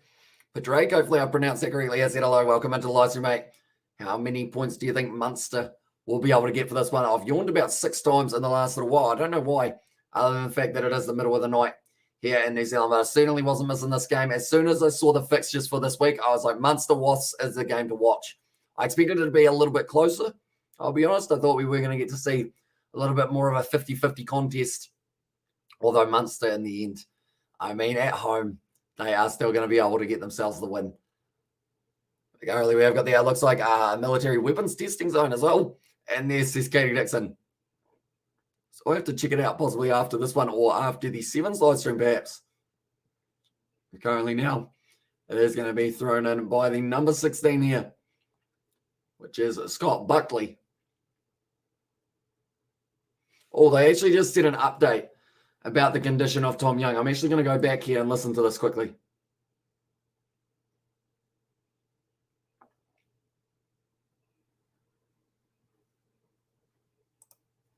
Okay, so currently the information they've got on Thomas Young did go down in the first half, and he was actually taken off the field on a stretcher. He has actually been carted to hospital now, so hopefully he is going to be all right, but that is all they know about him as well. And also, how can they breathe with all the smoke unless it's getting, unless it's getting me high, smoke can get out of my face.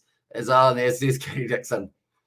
Currently now it's still going to be available for their Wasps. Currently, Will Porter only sitting about 20 metres out from his line, and Munster once again playing the territory game very nicely. Bring it back in the pocket to Atkinson. He's kicking it downfield. Doesn't end up finding the touchline, though. Don't believe he was trying to, but now Simon Zebo, he's going to be attacking it back nicely. He's got plenty of pace. All the pass is just a little bit too far forward. And it is going to be the knock on or the line out, depending on what one they want to go with. And what do you think, Katie, as you're saying, goes where there's smoke, there's Romanians as well in there, says Sebastian. Simon Zebo, he's been phenomenal throughout the last little while for Munster. It is a shame that he isn't getting selected for the Irish Six Nations squad, but still playing some very good rugby for Munster throughout the season, and they'll be very happy to have him throughout the rest of this one as well. Another one. We're currently 56 and a half minutes gone in this game, which means we've only got another 23. I love how they're just warming up in the middle of the field, surrounded by smoke bombs, and they're all like, so how was your weekend, Rick, as well? And there says Katie Dixon. Currently now 56. 4 more minutes of the Wasps. I feel like there's going to be another try here. I don't know who's going to get it. It's either going to be the Wasps or Munster, but it's going to be before the end of this yellow card. Is my little prediction that I am going to be going with. It's a good run forward there from Sam Spink. Currently going for Nassam Carr. Going back across onto the left-hand side. They're just attacking very nicely and also defending very nicely here for Munster. They've got the whole package at the moment in this game. Brad Shields tries to get up and go again. It's going to be all right, they say. Play on. Going back once again. Quick hands to Ogra. Moving up to the halfway line currently. Wasps still trying to find their way back through. Nice bit of drawing pass now. Another step going forward. Currently almost, it was almost turned over, but Sam Spink Still keeps it just on the side of the Wasps. Going for the cross kick here. There is already man back. Conway is trying to line it up in the air. Very good on the high ball, but hasn't found his hands. There's a little knock on there from the Wasp. And also, like, this is perfectly normal behavior as well. And also love it as well. And also, it's a very common occurrence. And our football games were too passionate about it. So, says Sebastian, by the sounds of it, I need to see one of these videos now. It sounds like I'm missing out. One moment. Going to click on this one quickly.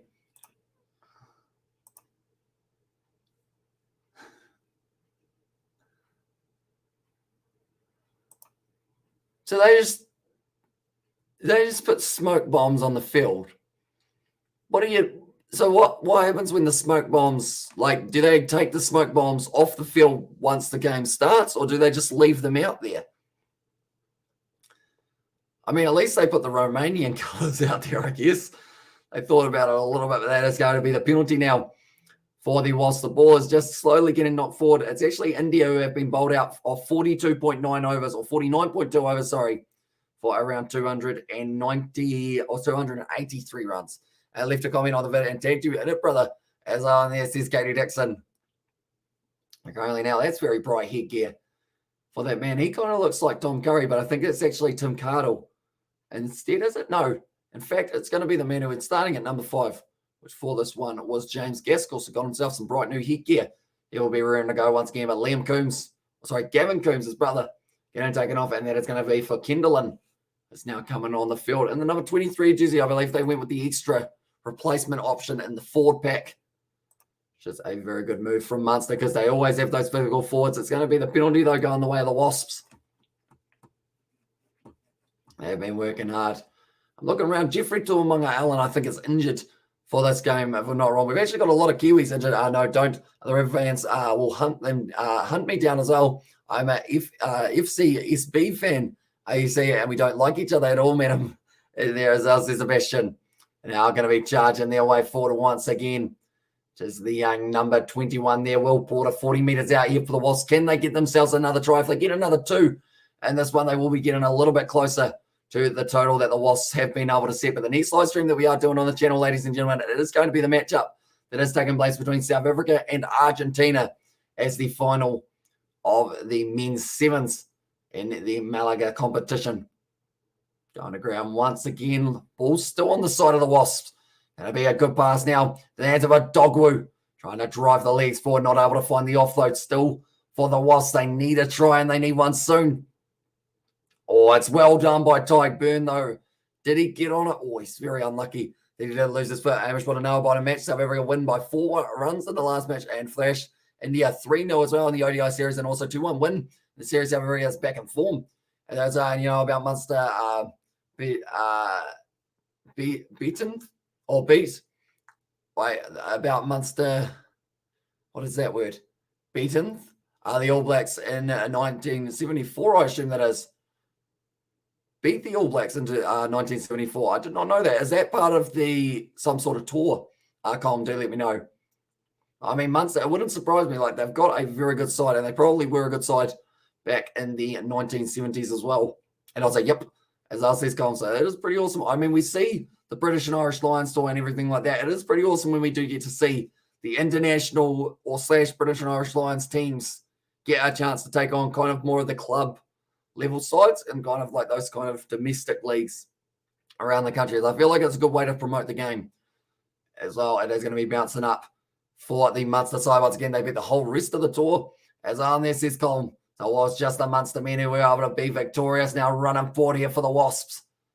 Atkinson once again. It's a good countering one. It is going to be actually Rob Miller coming off the field now for Dan Robson. Or in fact, Dan Robson coming off the field, and that is for Miller. Around the other way, and 33-7 to Australia Women's as well. Makes rugby special as well. Exactly right. And on a serious note, it's not fun if you're a parent and went with your kids to a game as well, says Sebastian. I guess, yeah, because smoke bombs and everything like that just make it a lot harder to see, and also a very, I guess, violent area, doesn't it? And I can see lots of TSD if you're a kid as well, says Katie Dixon. That one's gone pretty much straight up in the air, and it's taken beautifully there by Munster once again, and there is going to be a knock-on advantage. Once again, that is going to be another knock-on, but they're going back, and it's actually a penalty in favour of Munster. 18 minutes left in this one. And like they are saying, it's disjointed so far. And poor French girl, I just broke her leg as well. Oh, no, says Aiden. So is that, we were talking about breaks earlier of whether or not it was like a serious break that you can kind of see the damage of. Was it one of those ones, Aiden, or was it one that wasn't too bad? And also, which French player was it? If you do know her name, Aiden. I'm just trying to think through a few of the French players. Sifani, she was one of them. It's probably the only one I know, to be honest. I feel like if I hear a couple other names, though, I might not be a mile off. Currently 17 minutes left in this matchup. The Munster crowd, even though we are getting later on in this game, they are still chanting for their side. They are still singing. They are still loving the atmosphere, and they are kicking it for the corner once again here, Munster. Peter O'Mahony, it's not a game for Munster if Peter O'Mahony doesn't go down with some sort of injury at some stage in the match or take a head knock. And that man has done both in this matchup, spitting out some water because water's overrated, of course. Hydration's not important. And Peter O'Mahony, he's going to be getting back up. And he is going to be rearing to go once again. See, I feel like he's not going to come off the field, even though he looks like he's relatively injured. Him being relatively injured is just a warm-up. But as well, but Schultz making his way out there, and that is going to be for Miller Mills, who's gone off the field. That guy kind of looks like a shorter version of Travis Brown. As well, Peter Schultz. Elsewhere there, oh, that's not good, Aiden. There's Sebastian, yeah. Not ideal. Definitely not for the fact that it is the last game of the competition as well for both sides. So it does make it very rough in that regard.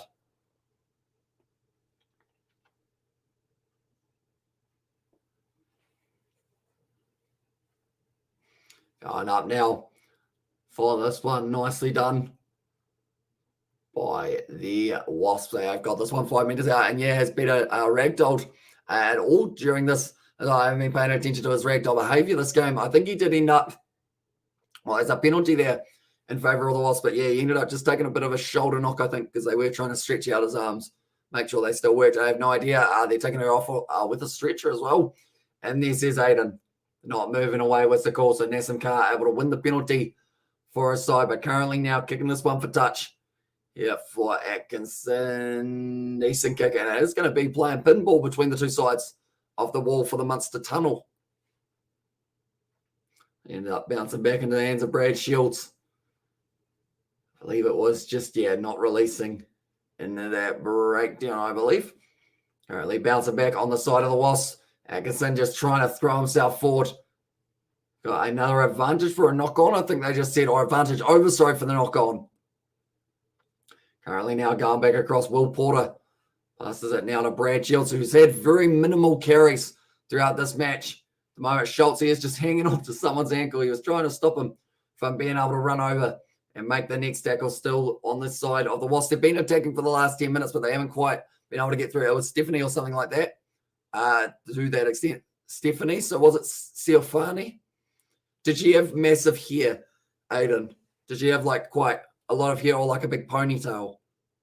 Do let me know. And also, don't worry if you ever come to Romania. We've got football to be part of the madness as well, and more mental, the more you'll fit in as well. And also this day is claiming the ruggers left, right, and centre at all the games as well. Yeah, had a lot of injuries so far, and it's definitely on the bucket list. As Australia so good that they break legs. So else says it was Aiden, although they did miss out on the final, of course, for that one, unfortunately for them, but that one is going into touch once again. So pretty much straight after this live stream, we will be getting prepared for our seventh live stream. It is going to be the final, and it will be taking place from about 6:40 onwards.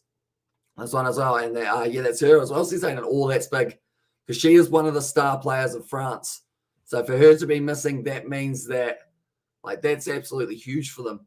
And that's probably the difference between them finishing probably 1 or 2 positions higher as well for France. So that is a massive hit for France, and hopefully she is going to be all right. Although she's got a broken leg, probably not so much that she will be all right, but she will have to recover from the one, and then she will hopefully be all right. Peter O'Mahony, he's just staying in the breakdown. Oh, he's been taken out from behind. That was a cheap shot on as well, right in the spine. I think that was Brad Shields who might have given him the nice cheap shot in the back. Oh, Tyke Bernstein down a little bit. He got knocked on the back of the head. Dogwu once again making his way forward. Currently leaving his feet. Oh, now Sam Carr now down. Everyone is down at the moment. That man's just been tackled without the ball. It's all, tell you what, it's carnage at the moment for Munster versus the Wasps. There are players going down left, right, and centre. Nassim Carr, he's looking injured at the moment. He's done his hammy or something along those lines. That's 2 loose forwards in the same match that they have lost now by the looks of it, because he doesn't look like he can continue. He's actually waving. Is he waving because he needs attention or waving because he wants to go off the field? Oh, good run forward from Stoltz there. Once more, as I like to call him, bigger Travis Brown. Big hit. Oh, no, he almost ended up getting cleaned up there for Nassim Carr. He's literally had to fall over the top of that breakdown, and I don't think he's going to be able to get up from that one. Now it's going to be a good break here. This is looking nice for the number 11. That's almost one of the first times we've seen Josh Bassett today, or Josh Bassett, I should say, but Nassim Carr, he has to stay down and back play. He is not looking flash. Ogre once again be making his way forward. But that's the thing. When you play in Munster, you're going to have injuries because these guys are a bunch of physical blokes, to say the very least. Tyke Byrne, or yes, he has got the penalty for his side as well. Lying on the ground at the moment, Tyke Byrne. He is also down, maybe for the count. No, he is waking up. He's all right. He just rolled his eyes back. Hopefully he is going to be fine. Katie come visit Australia and New Zealand as well. And then says Aiden. Which is a very nice place, both of them. And they have good mangoes. As on England men versus Australia men should be an interesting contest, says Aiden. And yeah, I think that one is going to be starting pretty much now. As well, but Nassim Carr, he's going to be coming off the field now. He's not going to be able to continue. I think he ended up doing the hammy, but good step from Josh Bassett. I can't say his last name added with Josh at the start. Josh Bassett. You got to use your mouth in the right way. Josh Bassett. And then from there, Tyke Byrne gets on it, ends up falling down on his face, unfortunately, but he was able to turn it over. Another breakdown. He has been doing very nicely throughout this match, Tyke Byrne. He's always a physical player, always good in a breakdown as well.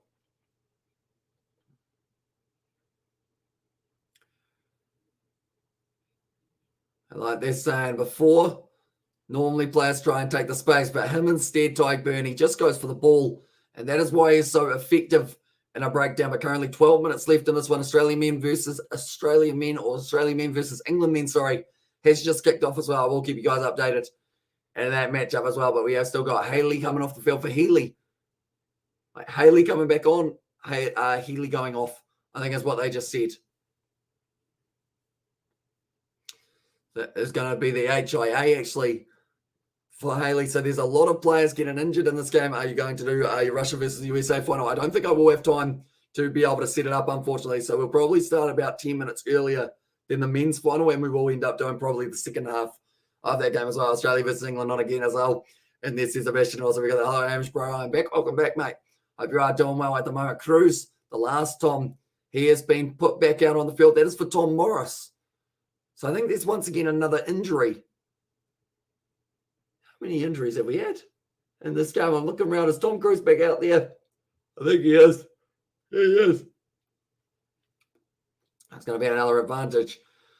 I don't think I've ever seen so many injuries in the same game. We've had HIAs, we've had players taken off on a stretcher. Someone's done his hammy. Someone else is going off for the concussion. Someone had a sore knee earlier on. Peter O'Mani, he just doesn't count because he always gets injured, but he keeps on going. So his injuries are pretty much like the lowest level. Even though their man would play with a broken arm and tell people, I think I just twisted my arm a little bit. You know, it's nothing too serious. We'll just keep on going. We'll check it after the game. And just a competitor in the way that he just keeps on going. I'm sitting down quite a bit. I'll sit back up a little bit more. And also, who's going to win, USA or Russia? I think the USA or Russia deserves it more than the USA. And there as well says Sebastian. Says Aiden there. I mean, it could be a decent shout for the Russians. And also, hello, Hamish. I made to stream. I had a lot of tasks to do. Missed out on the BBL. So sad. Nice to see you doing some rugby. Says Kevin Norris and all, mate. And it is good to see you as well. We have got the live commentary for South Africa versus Argentina. That is actually the final of the sevens, and that is going to be coming to you guys in about 35 to 40 minutes time, somewhere around that mark. So be sure to stick around after this one as well. But that is going to be the scrum feed once again against the feed. Munster have been able to win themselves the penalty, doing incredibly impressive. I think it was a loose head prop there, which for this one would be, this is a hard name. I wish it was John Ryan, but it's Josh Wirchely. I can't do an Irish accent. Wirchely. Is it Wirchely? Josh Wirchely. We have got the Hamish Pro. This is the last game of the day, or any remain the game as well, says Michelle. So we have still got the sevens a little bit later on, which is going to be about half an hour worth of live streaming. Then after that, that is going to be the final live stream of the day. As I know, Sebastian in there, says Kevin as well. Yeah, currently it is going to be once again the chance for Scott Buckley to throw this one in. And a bit of communication there with Warwick. And he is ended up now telling everyone what they're doing. Tyke Byrne only just getting his hands on that one and jumping on that ball for the Wasps. Did it go backwards? It's play on now. Once again, Brad Shields. No, sorry, it wasn't him. It was Tom Cruise trying to get over the ball. So the Tom did come back. Damn, the yellow. English have 2 yellows. So they're playing with 5 men as well, says Aiden. Geez, that's early on in the game as well to have 2 yellow cards. So that is not going to make it too easy for them. Currently now going back. It's like they do want to use this one. Who is it going to be? It is going to be the number 24. Or sorry, the number 21, Craig Casey. That was forward. And Andrew Conway almost scored the try. He's celebrating, but it is going to be a forward pass. And now he's disappointed. It's just set in. That one's not quite worked out. We've actually only seen one try in the second half so far. And it was the try from a loose head prop of all players. So these two sides, they're just not really letting each other get that forward momentum.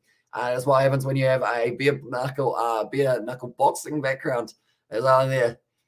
Says that Bastion. Yeah, they're just still going for it, aren't they? And this match. Bare knuckle boxing, that's serious stuff as well. And also we've got there Hamish, Wasps are getting beaten badly. Hamish is also given. They are at the moment, yes. They will be open to find themselves maybe one more try before the end of this game, but it's going to be tough to do up against a very capable Munster lineup. Just won't take a backward step.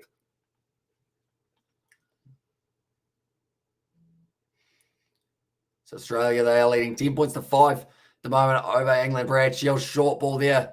To be fair, the Wasps, they haven't given up. Sam Spink still throwing himself at the line as if this was his first opportunity out on the field for a little while. But Wasps now kicking it downfield. Taking there 40 metres out from the line. And it's going to be once again Haley back out on the field. I think it was actually replacing Healy to go off for the HIA. Now breaking straight through. Looking for the offload. He does find a Tyke Byrne there. Well, actually, it was the number 1 replacement. Do get it slightly wrong. That's going to be the kick behind advantage over. No one really chasing that one too hard, though. All the time in the world here for Haley. Once again, going for the step under pressure. He's trying to step straight through. He's very good at being able to keep that body kind of upwards as well. And also, my English have equalised with 5 men. They just scored 2 tries. It's a crazy game as on there, says Aiden. So I feel like I will end up probably watching that one straight after the final. As I'll probably watch the women's final with the men's final all kind of after, because on Sky you are allowed to watch pretty much 2 hours worth of play kind of after the live. But Peter O'Mahony, he's on the sideline alongside Connor Murray. So 2 very experienced players, both in the Irish squad for the Six Nations.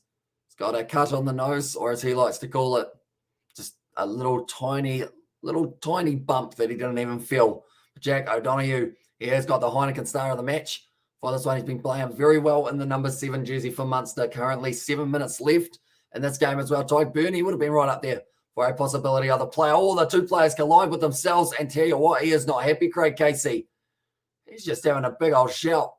And I think it was the number 22, Alex Kendall in there. Okay, Casey. I mean, you got to expect a halfback to be an angry boy, though, don't you? And also, sorry if I missed the part of the stream. Are you going to do Montpellier versus Exeter game, Hamish, as well? Says Katie Dixon. We will keep you guys updated on it throughout the next kind of game that we are doing, which is going to be the sevens final, which will be starting at about 6:50, I think. Somewhere around there we will be starting. So probably, to be honest, probably 6:40, so that we can watch the second half of the women's game that will be coming up as well. But currently now the Wasps, they are getting some liquids into the body. So what I will do is I will also get some liquids on myself.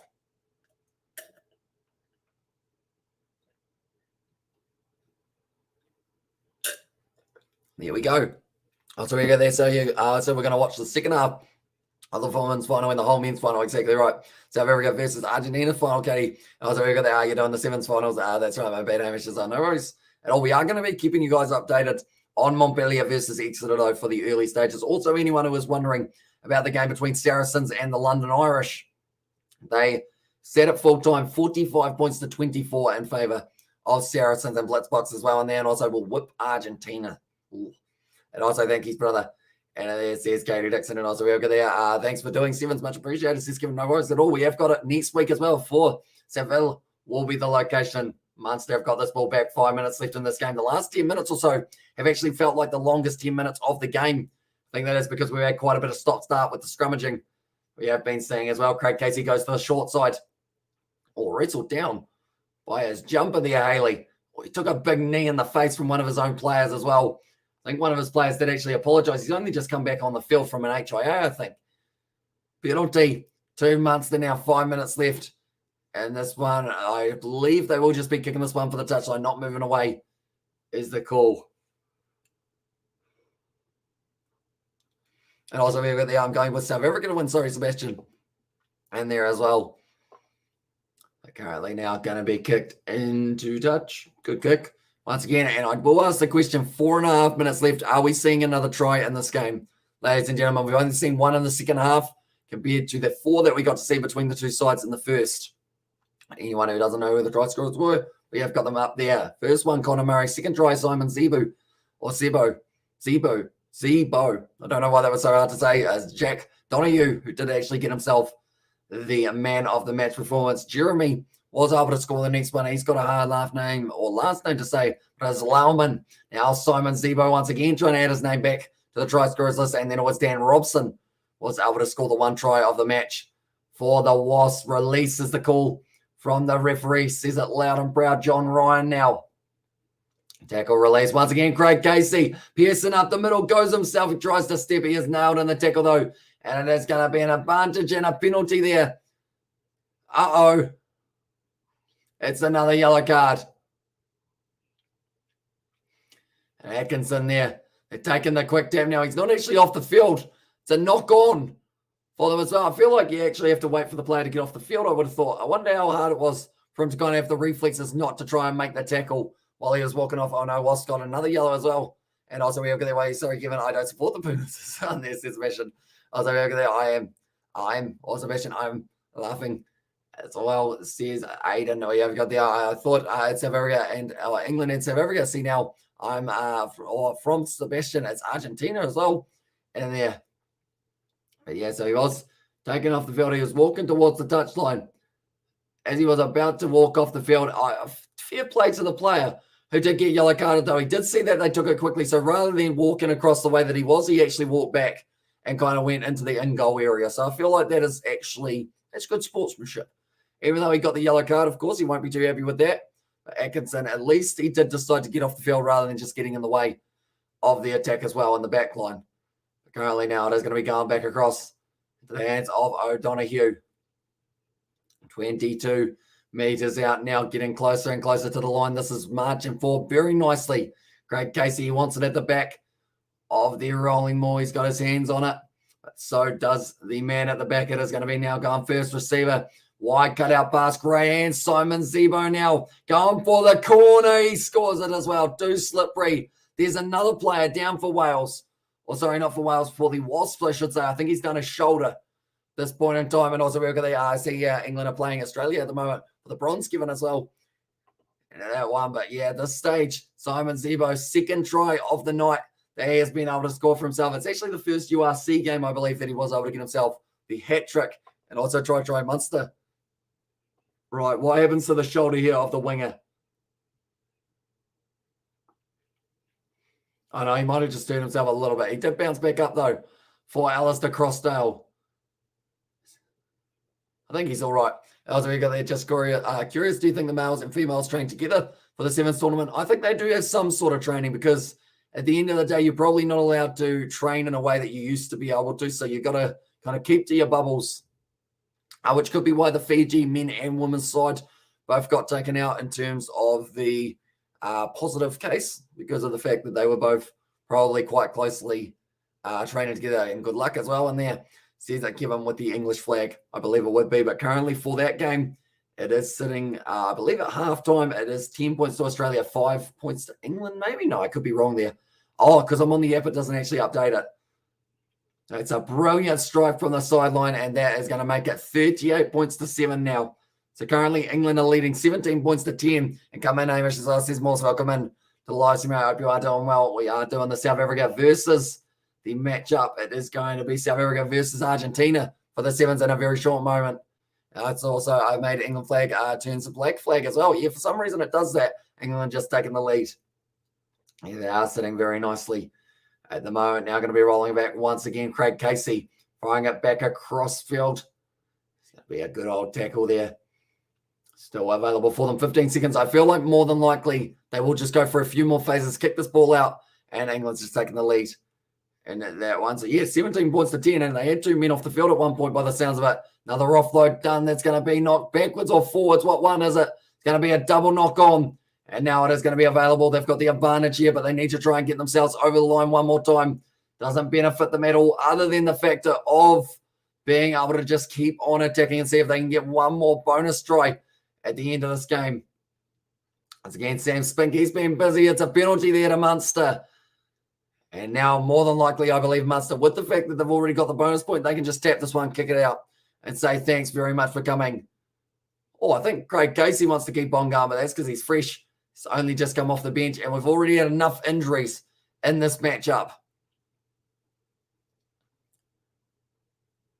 Oh, Munster has decided that they want to keep on going. Do you think we will get a golden point game in any of the finals as well, says Aiden?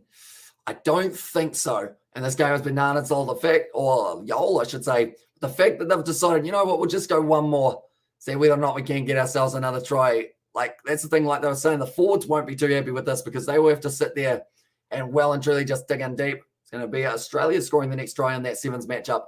I do see, but Ty Burney is working hard. O'Donoghue, he's put in an absolute shift out on the field for his side, but he's still going, still running around, and still trying to fight for Munster to get one more try, try and bring up the 40 points and get that points differential up. It's a flat ball, beautiful set play looking like, and it's opening up now. Simon Zebo going with the base. He's got the man on the outside, gives it off to Conway, who does step only a metre short of the line now.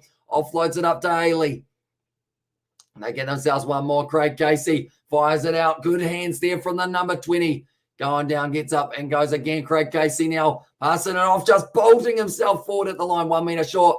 Trying to go around the side. He did miss the ball. Craig Casey now. Once again, they've got so many men. Who wants it? It's going to be the number 12 who does end up getting it. And Scannell scores the try, and Munster just managed to get themselves on here. But it's lethal playing an Irish team at home. Exactly right. I'm disappointed in the Wasps performance. It also be their try to try for the Munster. As I'll says Katie Dixon. That was a brilliant one indeed. They just went all the way. And it's just one of those ones, like they decided right up until the final minute, they're just going to keep on going. Yes, at halftime, they ended up actually kicking the ball out for halftime. It also seems are they quite close as well? And also we've got there, well, since they seem quite close, do you think any of the male players are dating any of the female players? I think it is. Who's engaged to Charlotte Caslick? It's actually a sevens Australian player who is engaged to her, I believe, if I'm not wrong. Is it Lewis Holland? Is that his name? I'm not too sure. But it is one of the players from the Australian side that are actually engaged to one of the female ones. So I feel like it is likely that a few of them might have the romantic connection. And that's going to be going over the final score in this match now, 45-7. The Wasps, they only got the one try off Dan Robson. Simon Zebo able to get himself the one. Jack Donoghue also scoring. Connor Murray, then it was the big forward, was able to get himself the try as well. It's T20 Women's World Cup starting soon. I think it's relatively soon. A lucky bastard there as well. And also thanks, but it says ST, no worries, mate. We are going to be back with plenty more of the Champions Cup, Challenge Cup, Gallagher Premiership, Top 14, URC, you name it, we are back. And also, we are also going to be back in about 15 minutes for our sevens live stream South Africa when they are going to be taking on the next team in their challenge of trying to get to the most win streak. That was a weird sentence, wasn't it? But they are going to be playing up against Argentina in a very short moment. Thank you all very much for tuning into this live stream. If you did enjoy, sure leave a like and subscribe. And I will see you all in about 15 minutes time for the final of the Malaga Sevens.